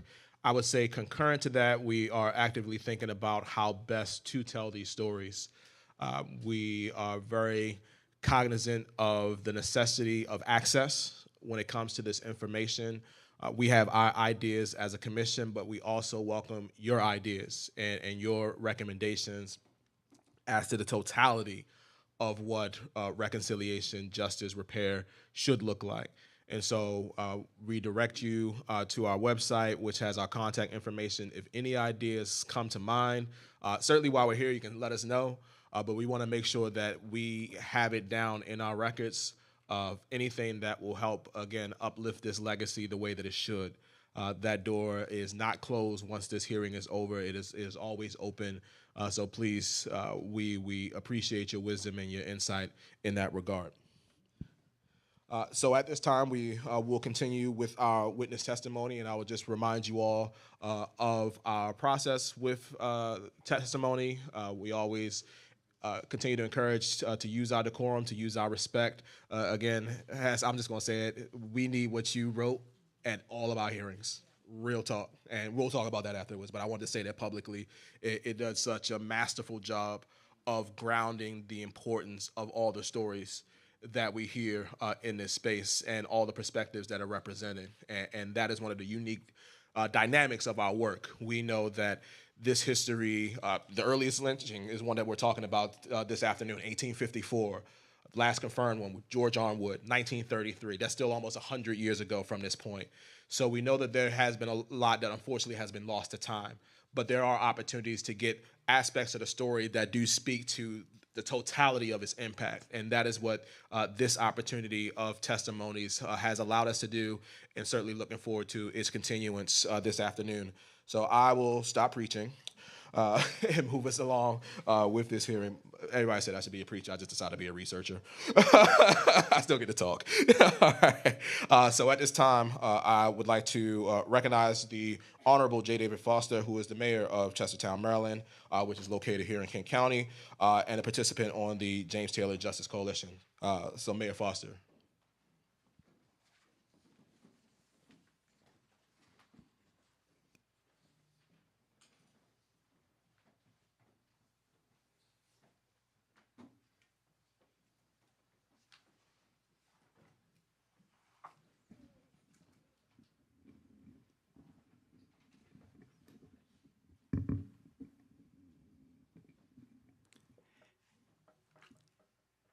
Good afternoon. I'm David Foster, a member of the James Taylor Remembrance Coalition and mayor of Chestertown. And I want to thank all of you for giving me an opportunity to share some of my impressions about this whole situation of remembering James Taylor and other victims of such mob violence. What strikes me is that one of the most terrifying aspects of the James Taylor lynching was that it sought to normalize domestic terrorism. This was not a mob of outsiders like the Ku Klux Klan riding in with their masks and white robes. They had no need of masks nor fear of retribution. These were our neighbors. The proverbial butcher, baker, candlestick maker, all taken over by hatred, rumor, the madness of crowds, and that great unwillingness to take a stand. It is so easy to say, things have changed. I wasn't involved. Not even my ancestors were here at that time. Yet, who among us can say we would have had the courage to stand up and speak out against the unspeakable if only we had been there? We weren't there and will never know what we might have done. It is precisely because no one dared to speak up then that we must speak up now. My wife and I have had the opportunity to work all over the world, and we've found that one of the most dangerous concepts is it can't happen here, or it can't happen here again. But it can, and it will.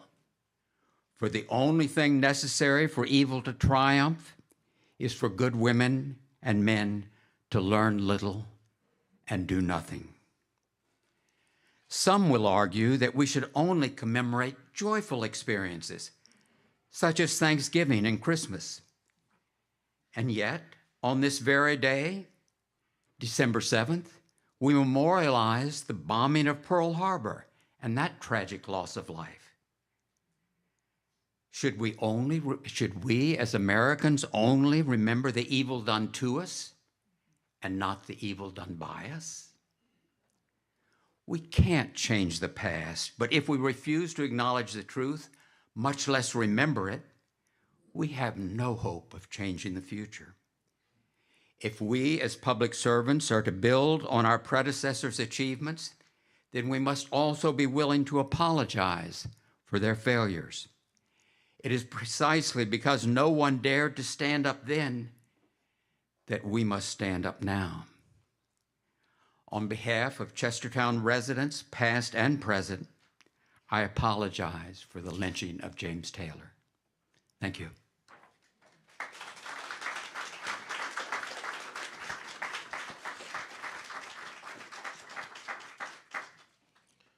Thank you, Mayor Foster.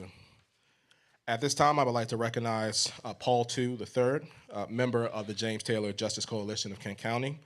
The coalition's mission is to educate the community about the injustice of James Taylor's 1892 lynching in Chestertown, and to make the connection between the racial terror lynchings of the past and mass incarceration, incidents of police brutality, and the discrimination of today. Thank you, Mr. Tu. Thank you. Good afternoon. My name is Paul Tu. I'm co-founder and co-executive director of Minari's Dream Alliance. I'm also a member of the James Taylor Justice Coalition. I'm here today to deliver testimony for that group as myself. The James Taylor Justice Coalition was formed in 2019 under the auspice of Sumner Hall, a veterans hall and community center that still stands today. Built by African-American veterans of the Civil War, free and enslaved men who literally fought for their freedom. Veterans who returned home proud and triumphed after protecting the nation from the evils of the Confederacy. Veterans who within 2 short decades saw the rise of Jim Crow and the terror of mob lynching imposed on the streets of Chestertown. Proud veterans who invested their lives in this nation, forced to witness racial terror just blocks away from their homes. Reminds me of a poem performed in the 1995 Tuskegee Airmen movie.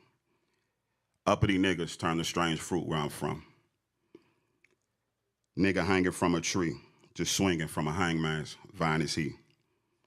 Talkback Joe was his name, all 3.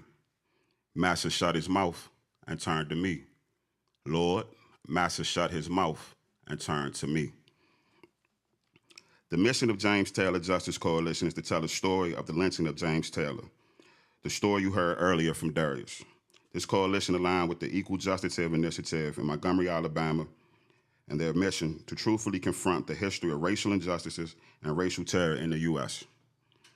It has hosted book readings and produced 2 Justice Days around the anniversary of James Taylor's lynching, conducted a community remembered soil collection ceremony in 2020, and together with Minari's Dream Alliance funded a civil rights bus trip to Alabama for 48 local youth and adults.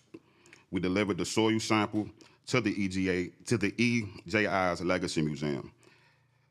A documentary film of this trip entitled Get on the Bus was accepted into 8 film festivals, and received 2 finalist awards.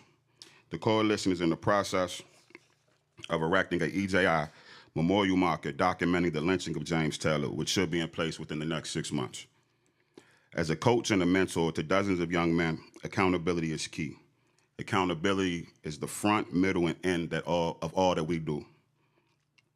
Doing this work for 15 years, I've never asked a single mentee or player to be perfect, but I have challenged every single one of them to be accountable. It's a non-negotiable.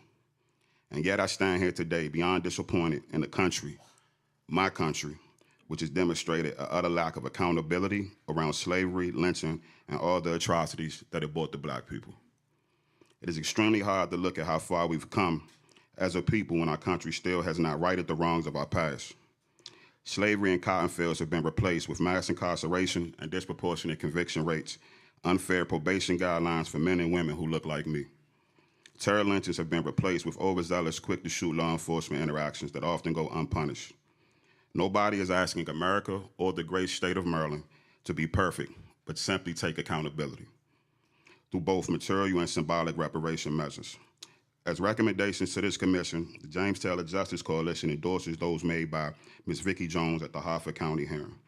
We second Frederick County's Ashley Bush, who called for the creation of a Truth and Reconciliation Commission in Maryland to monitor progress and recommend actions. Additionally, we would like to add our support for the following actions. Require that all schools, public, private, and religious, teach the truth about racism, white supremacy, and racial terror that occurred in Maryland's past. The history of James Taylor's lynching needs to be taught in Kent County schools. African American history is American history and needs to be included in our state classrooms. African Americans often have trouble tracing their ancestors' documentation of enslaved people is limited. Specific genealogical resources used to be developed to help African Americans trace their ancestors and history.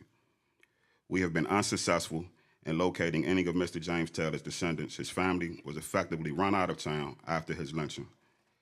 Often the legacy of slave owners has been hidden from the ancestors as well. Proactive measures to expand African American representation in government are needed, particularly law enforcement and mental health agencies. The generational trauma associated with racial terror has caused a long-term separation of African American communities from the American government. Black participation in our justice system, local government, and health agencies lag behind where they should be. In communities where lynchings have taken place, mechanisms should be established to encourage, recruit, prepare, assist, and mentor African Americans to work in these sectors of governance and employment. Research in transgenerational epigenetic inheritance suggests that negative exposures in one generation can also be passed down and affect the health and well-being of future generations. Mental health resources are required for those burdened with generational trauma in order to break this cycle and enable future generations. There is a well-documented wealth gap between Black and white Americans. Home ownership is one vehicle white families have used to create generational wealth. Discriminatory housing practices, including redlining and financial hurdles, have largely contributed to this gap. Specific programs and resources that encourage home ownership need to be directed to communities of color as reparation for decades of disadvantage. Ms. Vicki Jones' 8th recommendation is to help create solidarity among Black communities. By working together, we believe these communities can build powerful bases to demand change. In our efforts, Sumner Hall and the James Taylor Justice Coalition, we have observed a lack of collaboration and cooperation between African American communities and organizations. Fully understanding and addressing these issues need to be addressed. In conclusion, it's not time to rest. We must continue to push for clarity, accountability, locally, statewide, and nationally. Thank you.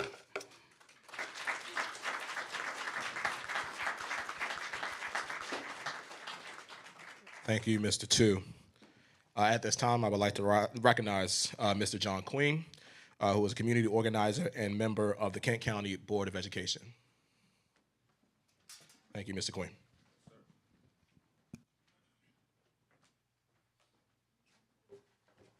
Nah, I'm taking the mic. First, we've been sitting here almost as long as a Black church service, so I want to do an icebreaker first and get some people up here to bring some joy and a little bit of laughter to this event, but it's still going to be serious. So real quick, if I can get 2 Black volunteers and 2 non-black volunteers to come on up. We're going to do an icebreaker. I want to ask a question. You will have to explain it. If you don't come, I'm going to volunteer you. Come on up, Vic. Come on, Vic. Mr. Johnson, come on up. Frank Rhodes. Now I need one more. Miss Kennard, come on up. So I'm going to ask a question. You have to answer the question, but articulate why. The first question, line up, line up, line up. The question is, would you rather be white and live to be 50 or black and live to be 100? I want you to answer that question and articulate why. I'd say black and live to be 100. Why? I got 50 more years to be on the earth.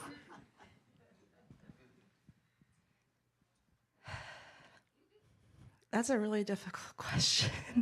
I'm battling with my morality. I'm battling with what I know systemic racism and white supremacy to be in this country, my personal and professional knowledge of the history of racial terror. And I know that my life is better as a white person in this country. It's much more privileged. I agree with that, too. Honestly, I know I'm more safe, but I guess I would want to be black and live to be 50 just because I see every day the strength and resiliency of that community. And I want to be, honestly, that community tends to be more on the right. And I want to be more on the right. I want to live to be 100 years old. And the reason being in the black community, is that I can get a lot accomplished. If I die at 50, it stops. And there's a lot we can accomplish in this country, and that is my goal.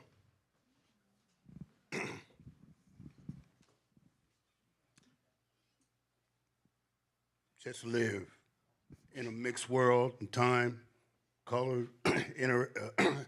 different races. Just want to live in a peaceful world, peaceful time, peaceful place. And however. And I agree with what everyone else said. I would love to live to be 100 because we do still have a lot of work to do. Being here today and listening to everything, it's still a lot that my family didn't talk about, the lynching days and all of that. So I would love to be around long enough to tell my family and those that are coming after me all about our history. Round of applause for the volunteers. Yes, yes.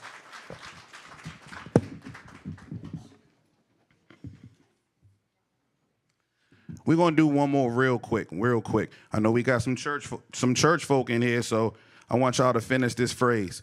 God is good. God is good. All the time. 400 years of slavery. All the time. The extermination of the native Indian. All the time. Jim Crow. Mass incarceration. All the time. The death of James Taylor, Ashbury Green, Thomas Campbell. All the time.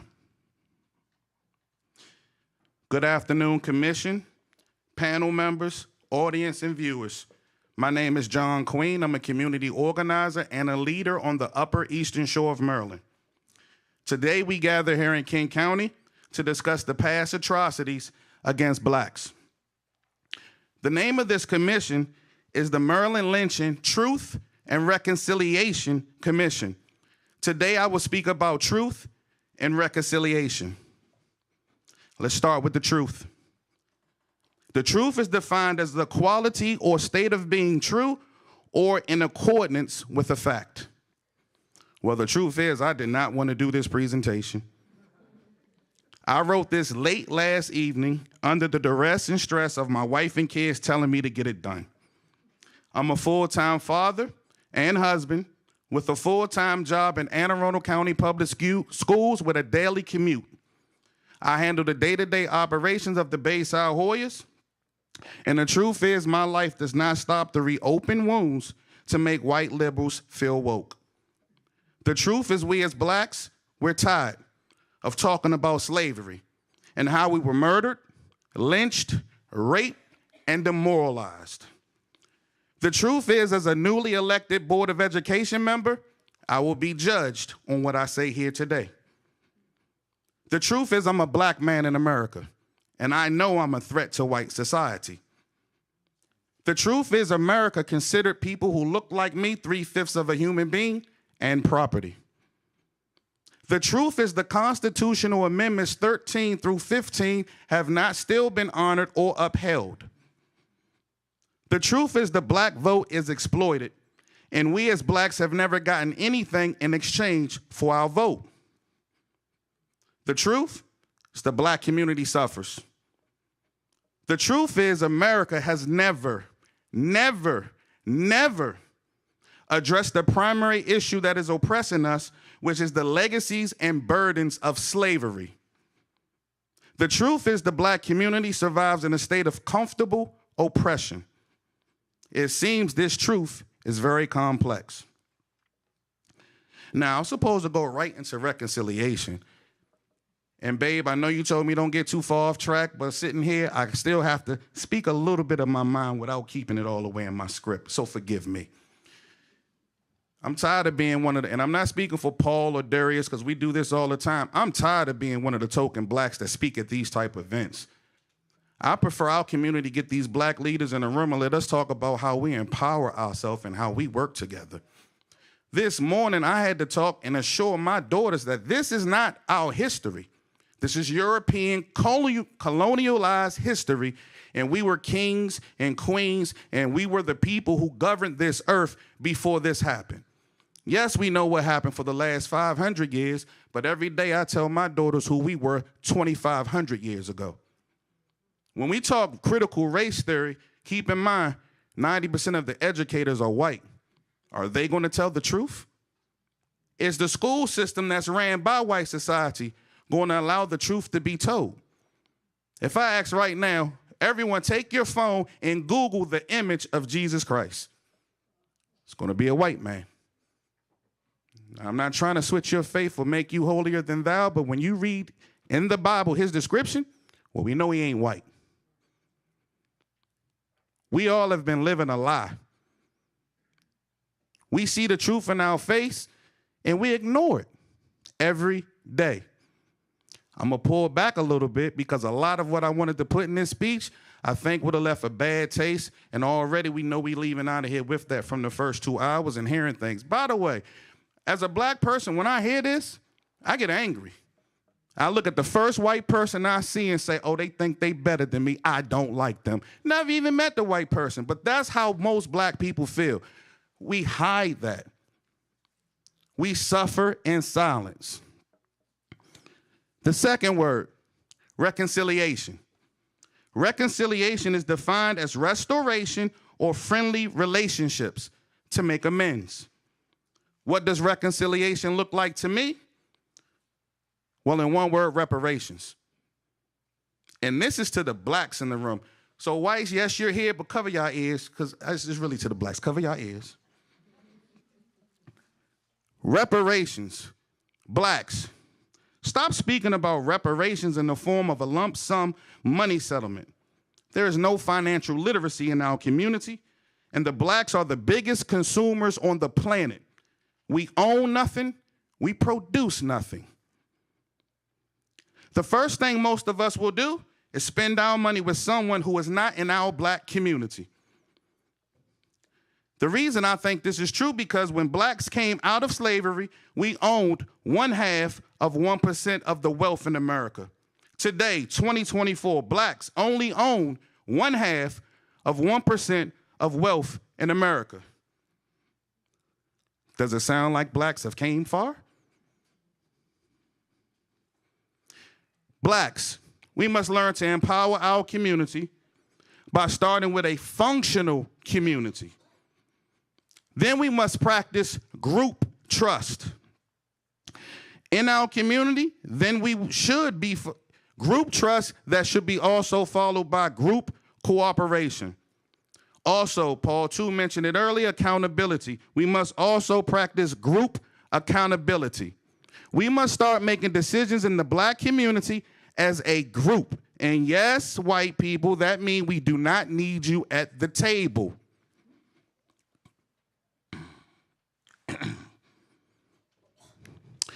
Once we have empowered ourselves with the exclusion of whites, we then can start addressing the 5 major issues that plague the black community.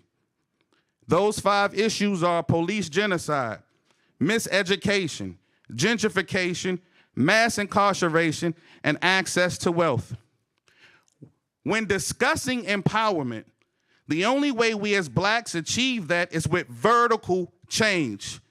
Vertical, we must go up with change, starting with our foundation, which is the community.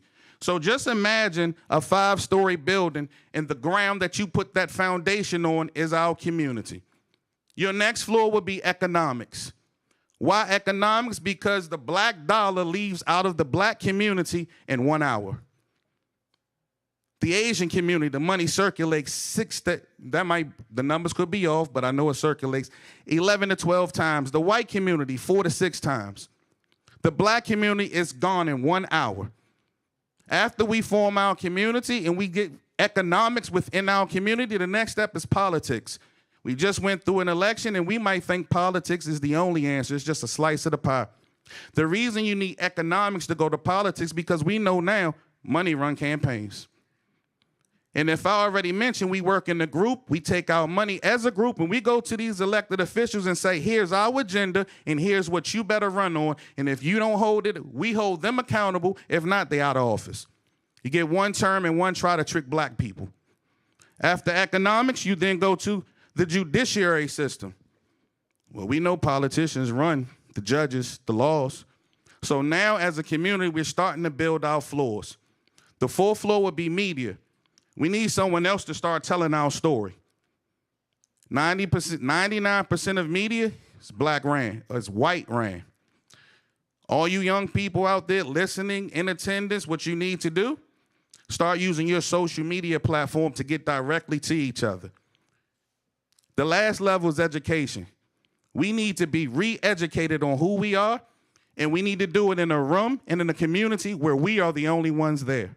We don't need our history and our education whitewashed any longer, and we should not continue to tolerate it. So once we have that base, we then can start talking about direction. Because now we can be prepared to receive reparations. So let's discuss how we use reparations. Our reparations must guarantee us access to 4 major resources: water, food, medicine, and energy. Once we have acquired these 4 resources, we can then begin the reconciliation process.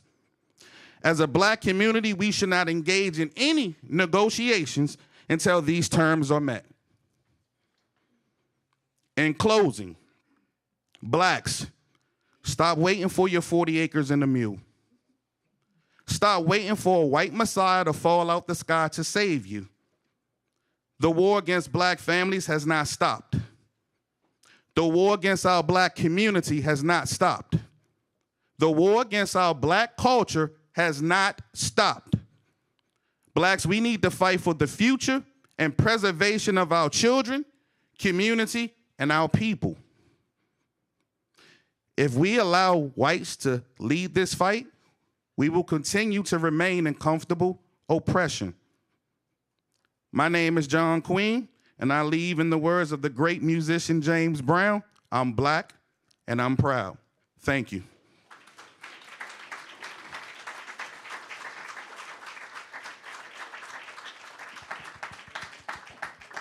Thank you, Mr. Queen. At this time, I would like to recognize Dr. Willie G. Woods, President of the Caroline County branch of the NAACP. The Caroline County NAACP's mission is to secure the political, educational, social, and economic equality of rights in order to eliminate race-based discrimination and ensure the health and well-being of all persons living and working in Caroline. Thank you for being here. Thank you.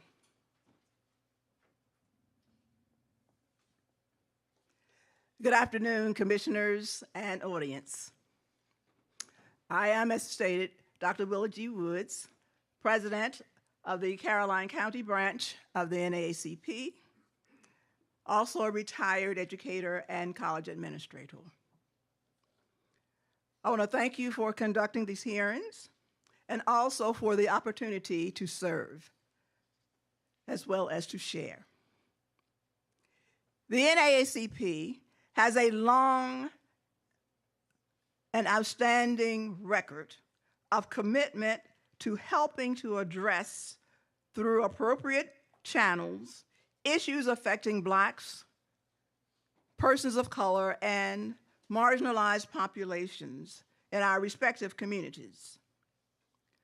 Thus, the focus on lynching, truth, and reconciliation is a very dark and painful, yet very purposeful path for us to travel on so as to shine a light on these ugly past with a sense of gaining aspects of justice for our ancestors and renewed hope in the hearts of generations now and in the future. As previously reported already, there are 2 known cases of racially motivated lynchings in Caroline County during the time frame under review. And those 2 being David Thomas, a Black man accused of killing a white man, William Butler, near Burrsville, as a result of hitting him over the head with a heavy mollusk, and he was, in fact, lynched in 1854. And the second, James Wilson, a Black man who had always been regarded as a very outstanding and perhaps the best Negro, using the term, in the county. And he was taken by a mob from the Caroline County Jail, lynched in 1862 for the death of an 8-year-old daughter of the Maryland delegate Edgar Plummer. So, what has the legacy of these lynchings meant to the life in Caroline County? But before responding there, first, let's take a brief look at Caroline County. Caroline County, like other counties on the Eastern Shore, is a rural county. The county has 10 incorporated towns. Denton is the county seat. It is also the largest town. As of 2020, the census, the population in Caroline County is 33,293, and the racial population profile shows 72% white, 13% Black, 9% Hispanic, 6% other. The minority enrollment in Caroline County Public Schools is 40%, and 47% of the student body is economically disadvantaged. Caroline County is unique in that it is the only Eastern Shore county without a boundary that touches either the Chesapeake Bay or the Atlantic Ocean. In other words, it's landlocked. It is the only county on the Eastern Shore without an interstate or United States highway within its borders. It is also the second smallest county of all the counties within Maryland. It is within this setting that I want to talk briefly about the impact of lynching in Caroline County, or at least that was my intent. Regarding the research, Caroline County NAACP is in the early stages of this research gathering. From what has been learned about the 2 lynch victims in Caroline County, both seem to have been very honest and respectable men. At this time, we are not aware of any living descendants of the victims from either my efforts, other efforts, or from those who are conducting genealogical research. This, in part, may be because the topics of this nature were not discussed, at least not openly. And surely it was rare, if ever written. It was not safe to do so. Silence would, under these circumstances, existed to protect self as much as to protect the family.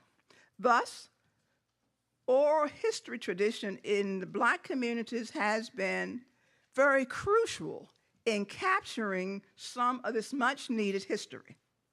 And these are efforts that we will be continuing to pursue. Absent direct descendants, at this time, I'll comment more broadly on one of the effects of lynching and hatred in our communities. And that, of course, to be looking at the whole aspect of trauma. The racially motivated lynching, as noted, intended to terrorize, victimize, demoralize, and reassert the dominance over members of the Black communities. Despite the resilience, the fortitude, and courage of the Black populations, this intent created an atmosphere that has been very traumatic. It has had a traumatic impact on many Blacks and predominantly Black communities. That trauma is often manifested as a result of multi-generational oppression of African Americans and their descendants, resulting from decades and even centuries of injustices imposed upon them. That trauma can manifest itself in feelings of hopelessness, depression, physical or mental disparities, economic hardships, and more. It can manifest itself through emotional tolls, the need of individuals to feel that they are seen, to know that they are heard, that they belong, that their lives matter, that they have been respected, and that they are respected. They, too, have opportunities to achieve the American dream, opportunities for life, liberty, and the pursuit of happiness. NAACP and other organizations have strong working relationships with Blacks, whites, other populations, supporting, leading, and advocating for the elimination of racial hatred and discrimination. However, racially motivated hatred, left unchecked, lends itself to a normalization of such negative behavior by other whites in particular here. A normalization that devalues the lives and contributions of Blacks, whether intended or not. We must remain vigilant in our efforts. More intentional public awareness of Black history and its impact are needed so as not to repeat past atrocities. We need to elevate, recognize these struggles, the challenges, the contributions, the successes, the exhortations, all. When this history is hidden, the normalization of negative behavior towards Blacks and other minorities take root, and the trauma continues. This research on the impact of lynching in Caroline County is in its early stages, as previously stated. However, there are two abbreviated stories I will share. They're being shared from the standpoint of considering the apparent honesty of the lynch victims and honoring their truth-telling by offering some suggestions of how these individuals might be honored? What can we do to honor the memory of the victims? And they shared a couple of stories. These stories are not specific to the lynching, but specific to the possible outcome. The one story in Denton in 1965, when the schools in the county were integrated, and the Lockman School, the former all-black school, became a middle school, it was devastating to many of the black community and many of the former students, when a few years later, they learned that as a result of the changes that occurred, the Lockman artifacts and memorabilia had been lost. Their trophies, books, plaques, pictures, etc., no longer existed. The Lockman name for the school was lost. And it seemed that so much that had been a part of their identity had been erased. Fast forwarding, some years later, working with trying to come to terms with this particular situation through meetings and collaborations with the Caroline County Board of Education workers and the members of concerned Friends of Lockman, resolution was reached, and all of the issues that the persons wanted were met. In particular, a memorial was placed on the original site at Lockman to bring back and recapture that history, that memory. A plaque with the Lockman School history was placed in the main corridor of the school, remains there. A showcase for display of Lockman relics was established and remains a part of the institution. In 1993, this is since 1966, the Lockman name was restored to the school. And then, of course, that same year, the Lockman Schools Association was established. There was tremendous happiness and joy at having witnessed what was turned to a sort of a dark moment when all of the relics, et cetera, had disappeared. Well, they're truly lost. But now there was a reckoning and a moving forward. A second story, very briefly, is with the town of Fredericksburg, which has nearly 50% black population and greater than 50% population, including all non-white minorities. The town, for the very first time in its 200-year history, elected blacks to its town council in 2023. This is a recent story. The emotional trauma many of the residents shared over the years as they sought to have representation was very revealing. And the success on this 2023 election, they were released with great joy to finally feel seen, feel heard, feel included. Residents, in collaboration with the NAACP, the Caucus of African American Leaders, and ACLU of Maryland, was successful in achieving the election reform, but the other aspect of it was not only were there 2 black elected, there was a landmark settlement with restorative benefits, and this is a piece that Phil had implication. Restorative benefits in the form of a historic marker was established. A public apology was issued.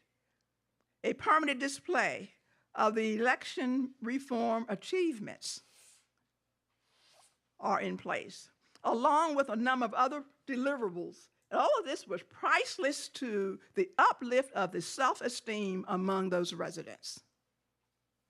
Unveiling the commemorative sign provided public documentation and recognition, which contributed significantly to the unfolding of the black history in Caroline County and in Fredericksburg in particular. One resident said, "I just wish my ancestors could have been here to see this day." And there are other stories, we're not going into any detail, that have underlying contributions.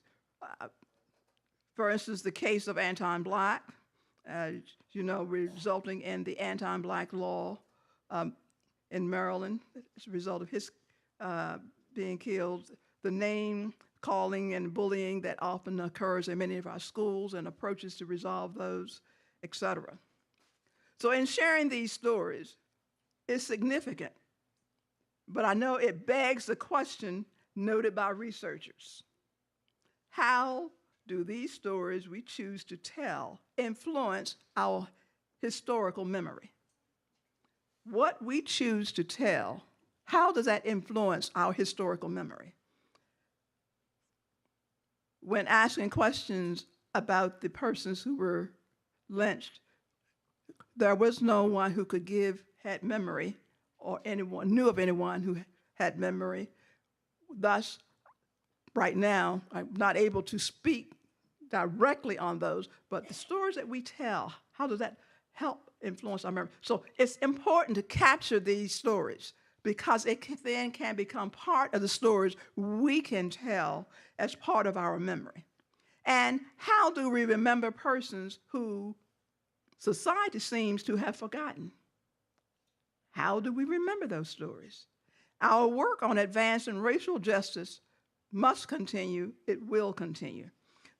With this aspect of research in place, some preliminary recommendations regarding action that might be useful to take include the fact, number one, that Black residents are primarily interested in the interactions of measures to relieve any of the oppressive conditions under which they have lived.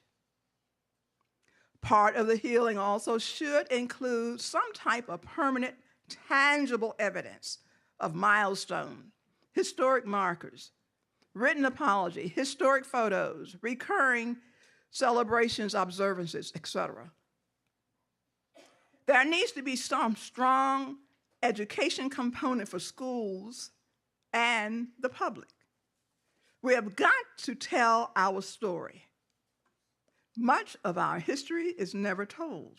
It is lost if we don't share that information. So thanks to the work of the commission here. Children need to know this history. They also need schools that they may attend without fear, bullying, and being called racial slurs, etc. There's a need for a resource hub, one-stop shop, so to speak, for a range of services that address some of the healthcare needs, the traumas, etc., as well as opportunities for economic success. If descendants are identified, and then here I'm speaking of bloodline descendants, but it could be whatever we determine, consideration should be given to entitlements that will help close the racial wealth gap and to boost self-esteem and living conditions, even if that may include, but we don't know yet, property.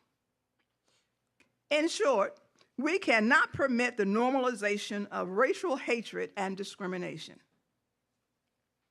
During this time of reckoning, as part of our mission, we must join in our efforts to eliminate hatred as we cry out for justice. Thank you.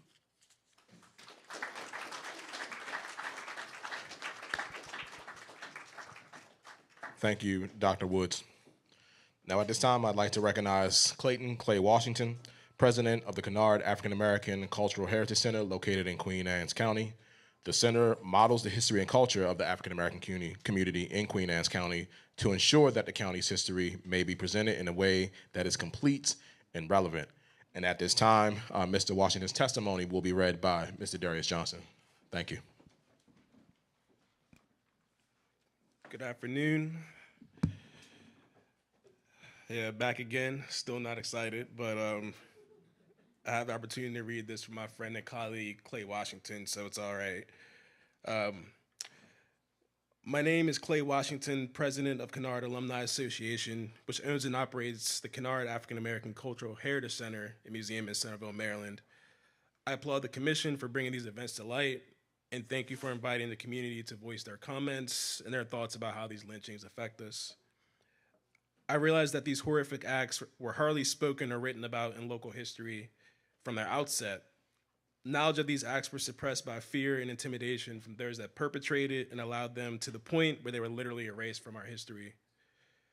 These were not stories that were passed down from one generation to the next in Black families. As Kennard researched local history to tell stories of African American history and culture, these events were barely a blip on our radar. I think it's a past that Blacks try to forget because it's too painful to remember. I believe if reconciliation is to occur, Blacks must know and embrace the truth, and whites must own the part their ancestors played in these acts. Then I think there can be meaningful discussions about racial disparity. As a teller of local African American history, Kennard is committed to making sure these stories are told through exhibits in our museum. Sadly, only a limited number of local Blacks will see and hear this story because Queen Anne's County is only 6 to 7% Black. Conversely, many whites will have the opportunity to learn of this through our museum, which I believe is very important so these events will not fade from our memory. Community hearings like this are a good start. Thank you.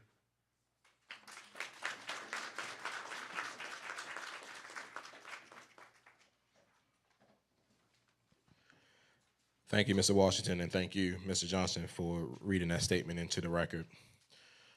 Thank you to all those who have shared this testimony this morning and this afternoon. And at this time, as we transition to the final phase of this hearing, we now make space for public comment. So at this time, I will recognize Commissioner Amy Millen, who leads the Logistics Committee, who will read any public comments that have been submitted via email and during the course of the hearing. I will also note that once any comments or questions have been shared that have been provided online, we will make space for those who would like to provide a comment or question here in person, and those details will be shared by Commissioner Millen. So thank you. Thank you. Hello. I'm going to repeat some of the sort of framing that I provided at the start of the hearing. Comments and questions may be provided via email to MLTRC@maryland.gov or at the podium. I'm going to say you can use that email even after the conclusion of the hearing if you have additional comments or information to share. When you make your comments, please provide your name and organizational affiliation, if any, and limit your comments or questions to no more than 1 minute. Questions and comments must be limited to the topic of discussion for today's hearing. If the comment or question is off topic, it's not going to be included in the hearing. Comments and questions should be presented with decorum and the respect appropriate for conducting this public hearing. Any comments or questions that containing obscene language or language inciting imminent violence will not be addressed. Finally, a reminder that members of the media may be present during today's hearing, and as such, public comments and questions may be broadcast or printed by news outlets. At this time, we have not received any comments online related to this hearing in particular. I think somebody has submitted information for us to follow up on. So excellent use of that email that I just provided.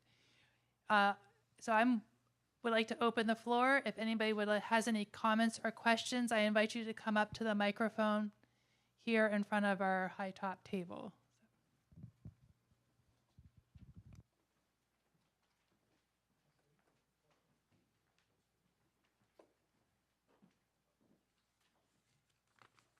Thank you to the Commission for being with us today.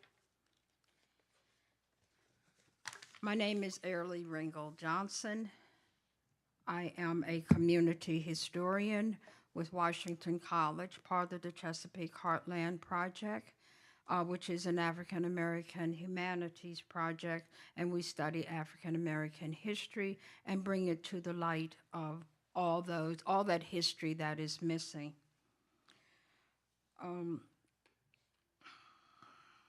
Initially, I was asked to speak, and I said no. It's too painful of a topic for me to even discuss. Even in my mind, it's too painful to come forward and actually address the topic. But then I realized I do have a story to tell. I'm probably one of the few people in here that actually was on the marching lines during the civil rights eras, where you have dogs ready to charge at you at any second, where the policemen are standing there with water hoses ready to hose you down at any second. I'm one of the few in this room that lived and was affected by the Jim Crow era, where everything was supposed to be separate but equal, but it never was equal. I'm one of the very few that heard the stories from our ancestors about lynchings. And as they told these stories, you could still feel the fear in their eyes and in their voice of the whole process. This is traumatic for me. This is traumatic for a lot of Black folks that have lived through these eras as we try to move forward. A little bit about the James Taylor Lynching Coalition history. The coalition concept was presented to the Social Action Committee for Racial Justice right here in Kent County, and they received mixed responses. This is in 2019. I, at that time, was very much against the movement, and I spoke out against the movement and any support of the coalition. Since that time, the coalition moved forward and they said at that meeting that they would not move forward with the coalition if they did not have the support of the Black community. Despite not receiving full support of the Black community, they continued to move forward. They found an umbrella organization where, which is an African-American organization, but the leaders were primarily white, and so were the committee members. And they, in my mind, they were working to make atonement for themselves as they, tried to reconcile the whole lynching act in their minds. It just bothers me that after all the strides we as African Americans have tried to make, all the oppression that we endured, that lynching, which is one of the most horrific acts that were committed against us, is still in the conversation. And yes, I understand that we have to recognize our history. Of course we do. How do we move forward if we don't recognize our history? But as we move forward, what does that look like? I mean, most of those mobs, they were not even held accountable for their actions. I want everyone here to understand that the Black community is not asking for apologies for the sins of your white ancestors. No, that's not what we want. But we are asking that the white community work along with the Black community to dismantle the oppressive system that your ancestors built. That system is still in place now. And we need to find a way to move forward without always looking back at this horrible history that evokes, that most Blacks that I talk to, they're like, no, we don't even want to talk about that. Reconstruction, reconciliation, reparation, restorative justice, these are all words that are beginning, because of my history, to have hollow meanings. Because I've heard these words, of course, Reconstruction. There was a great time period that lasted, maybe 10 to 15 years. Then we get into Jim Crow. And so you have hope that things will change. And before you know it, you're right back to the same system again. So we, as African Americans, we're always trying to compete against the system that's always stacked against us. Always. In my opinion, the Maryland Lynching Truth and Reconciliation Commission and the James Taylor Lynching Coalition should not continue to direct funds and research on lynching. We know the history. There's already been so much history done on lynching. You can Google it. Any of us can take out our phones now and Google lynching, and you'll find much more information than you want to know. And probably after about 10 to 15 minutes, you'll put your phone down because it's too horrific to read. The effort should be redirected, the efforts and the resources to dismantle the current system that we live in, because we know that lynching is still occurring today, but under different names, particularly under the high incarceration rates of our Black men. Look at those statistics. It's not called lynching, but they are dying.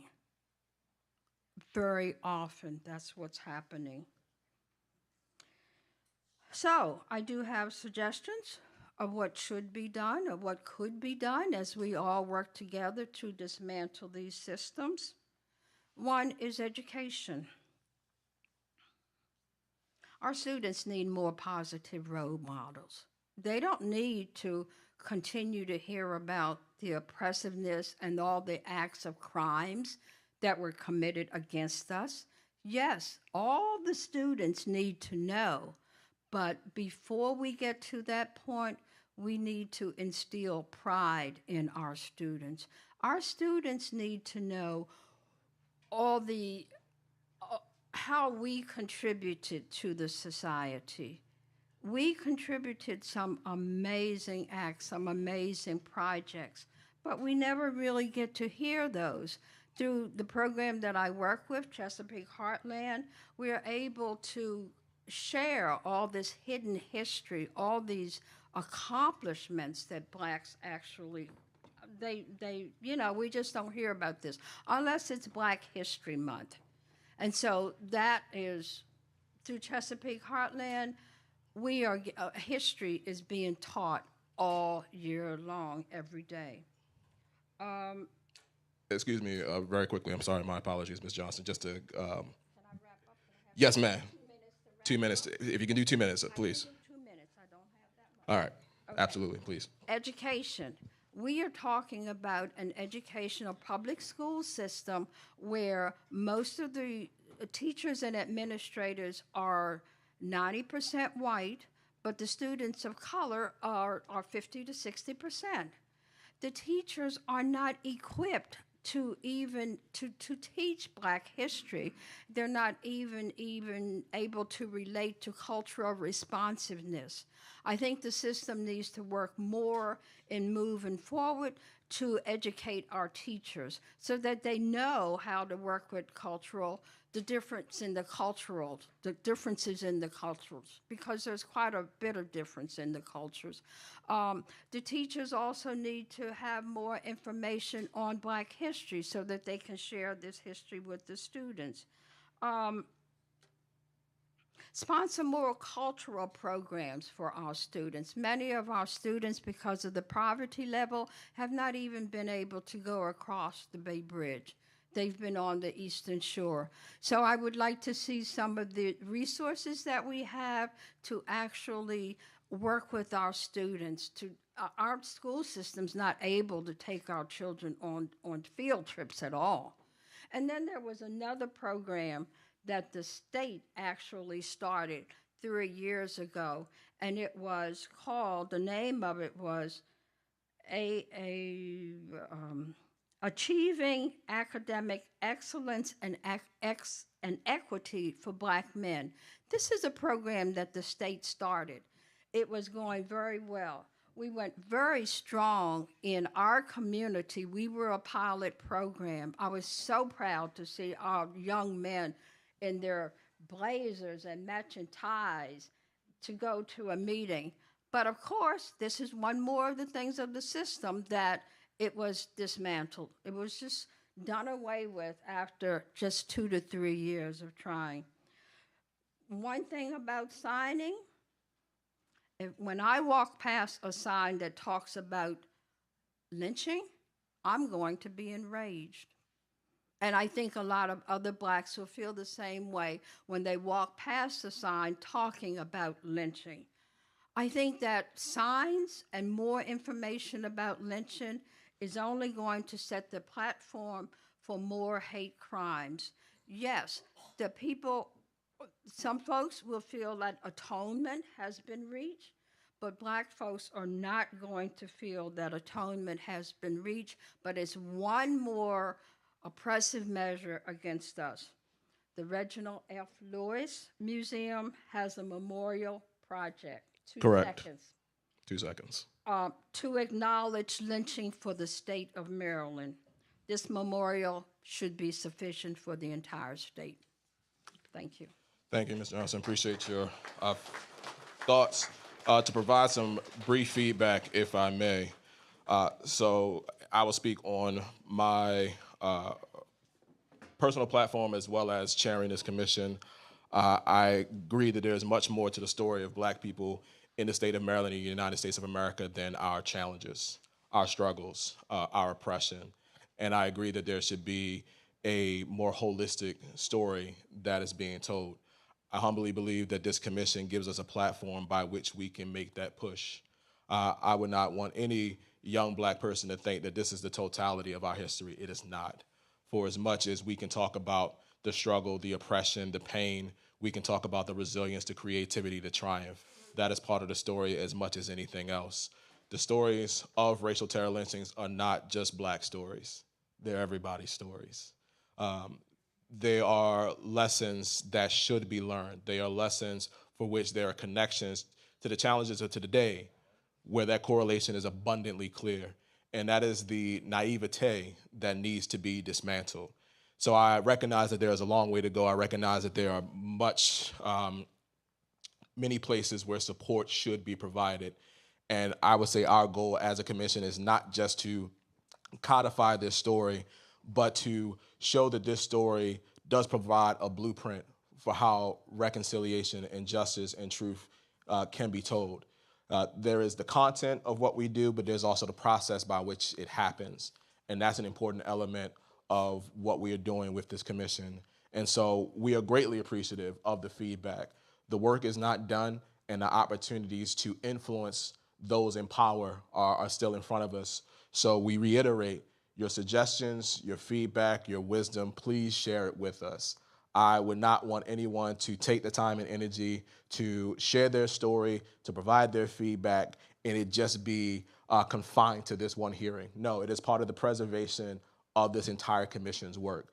So please, please, please, please bring your feedback. Please bring your thoughts, your wisdom. We'll say it again, MLTRC@maryland.gov is the easiest way for you to share your insight with us, and we truly are appreciative of it.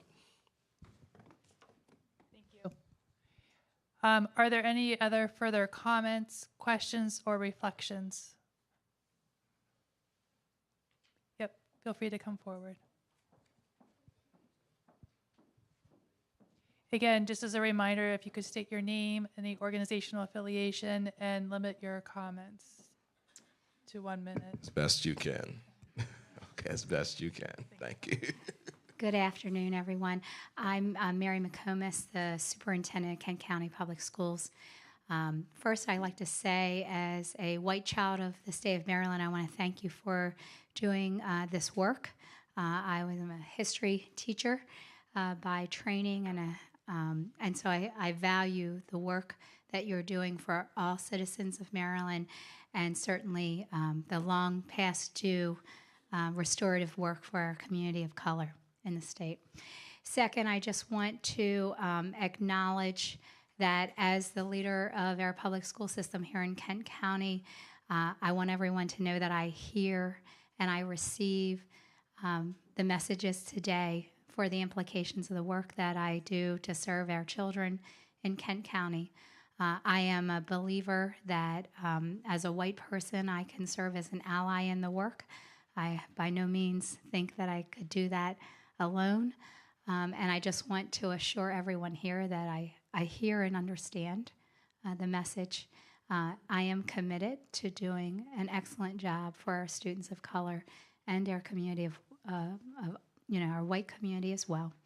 I recognize that we are all working through the legacy of systemic racism, and that we are working to build a better tomorrow for each of our children. And I want to thank our parents and our children who are here today, because this restoration, in my belief, occurs one person at a time, one meaningful conversation at a time, and opportunities like this allow us to come together and have those thoughtful conversations so that as a whole we can move forward respectfully. So thank you again for the opportunity, and I would just want to thank whoever it was that invited me to this today.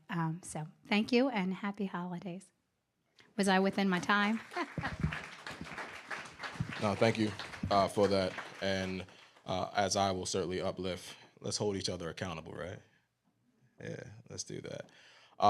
So we have, yes. Come up. Yeah, Ms. Pierce, please.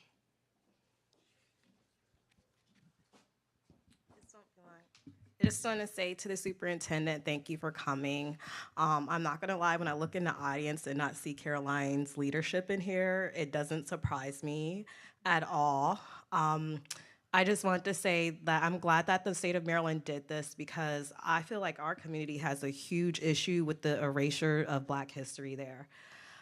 Even with the lynchings not being talked about, even with some of the stuff being passed down, our history is slowly dwindling there. And it does take hearings and programs like this to encourage us to speak up and bring those programs back to the next generation. I'm asking you all, community members, when you see your leadership, especially the ones in the school systems, the ones that sit at the counties, they are in good positions where they can get grants in and help with programs like this. And if they're not doing that for the Black and brown community, then we have a power problem. Thank you.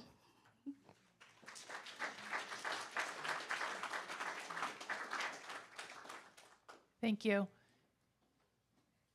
Would anybody else like to come up to the microphone and say a few words? All right. And we still have not had any questions from our online viewers. So again, if you do have something you would like to add, if you have a piece of history that you go home and remember or discover, or you're in conversation with your friends and family outside of this hearing space, again, please email, reach out, and continue to pass along the information. I think that our chair here said that this research is in process. So I think that now concludes the public comment section of the hearing. Thank you, Commissioner Millen. As we come to our close, I certainly want to thank you all again for being here. Appreciation to our elected officials that came out to be a part of this experience. We want to give acknowledgement to Minnery's Dream for hosting us this morning and afternoon. This has been a wonderful space to have this hearing.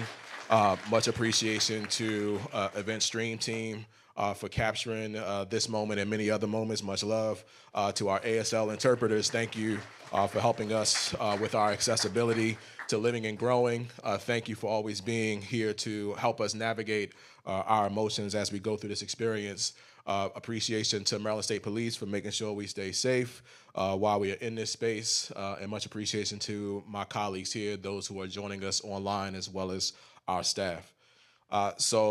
In closing, I'll put it like this, because we have heard a lot. I think much of the wisdom that needed to be stated was stated, so I don't need to reiterate, but I'll do my best to synthesize, if I may. And this is a participatory part of the hearing, okay? By show of hands, and I want everybody to participate, by show of hands, who believes that acknowledgement is important? Okay. By show of hands, who believes that appreciation is important? Okay. By a show of hands, who believes that respect is important? Okay. By a show of hands, who believes that understanding is important? Okay. Last one, I promise. By a show of hands, who believes that love is important? Okay. So most, if not all of you, raised your hands to all 5 of those questions. So if that is the case, then I trust that it's with everyone's ability to understand when acknowledgement, appreciation, respect, understanding, and love are not happening. The history of racial terror lynchings is just that. Lack of acknowledgement, lack of appreciation, lack of respect, lack of understanding, lack of love. With the brief time that this commission has to do its work, we hope that in some form or fashion we have restored the importance of acknowledgement, restored the importance of appreciation, restored the importance of respect, restored the importance of understanding, and restored the importance of love. We know that we cannot do all of that by ourselves, and so those who have supported us, the local coalitions, the local genealogists, the local historians, thank you for being a part of this effort to restore those feelings, those virtues. It is not done just because we've had this hearing. Just because we've had this space of truth doesn't mean that the work does not continue. It absolutely does. This allows us to take it to a different level. And so I hold you all accountable as I ask you to hold us accountable.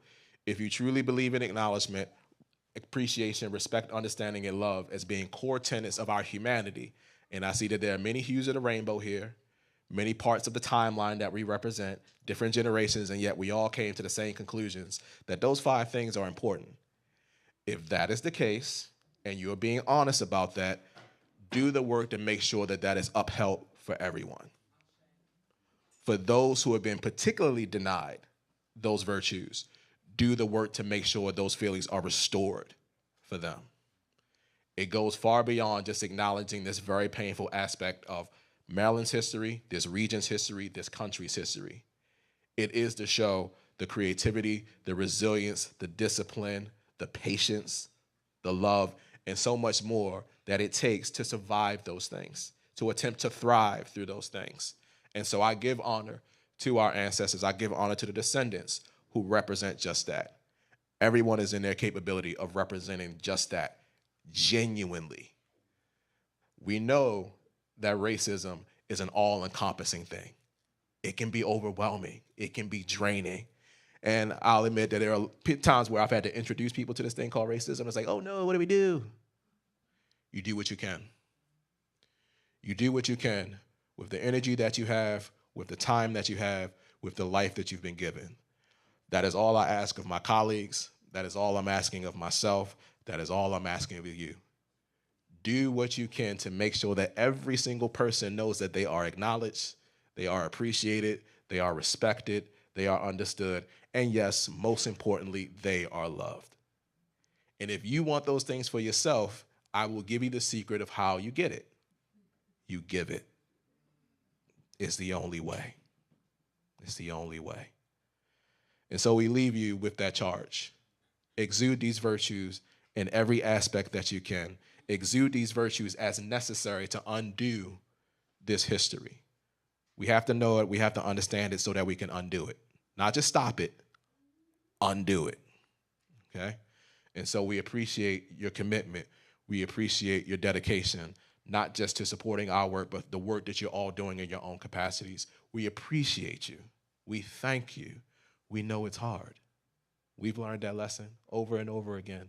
And yet it's so meaningful and so necessary that we'll continue to do it.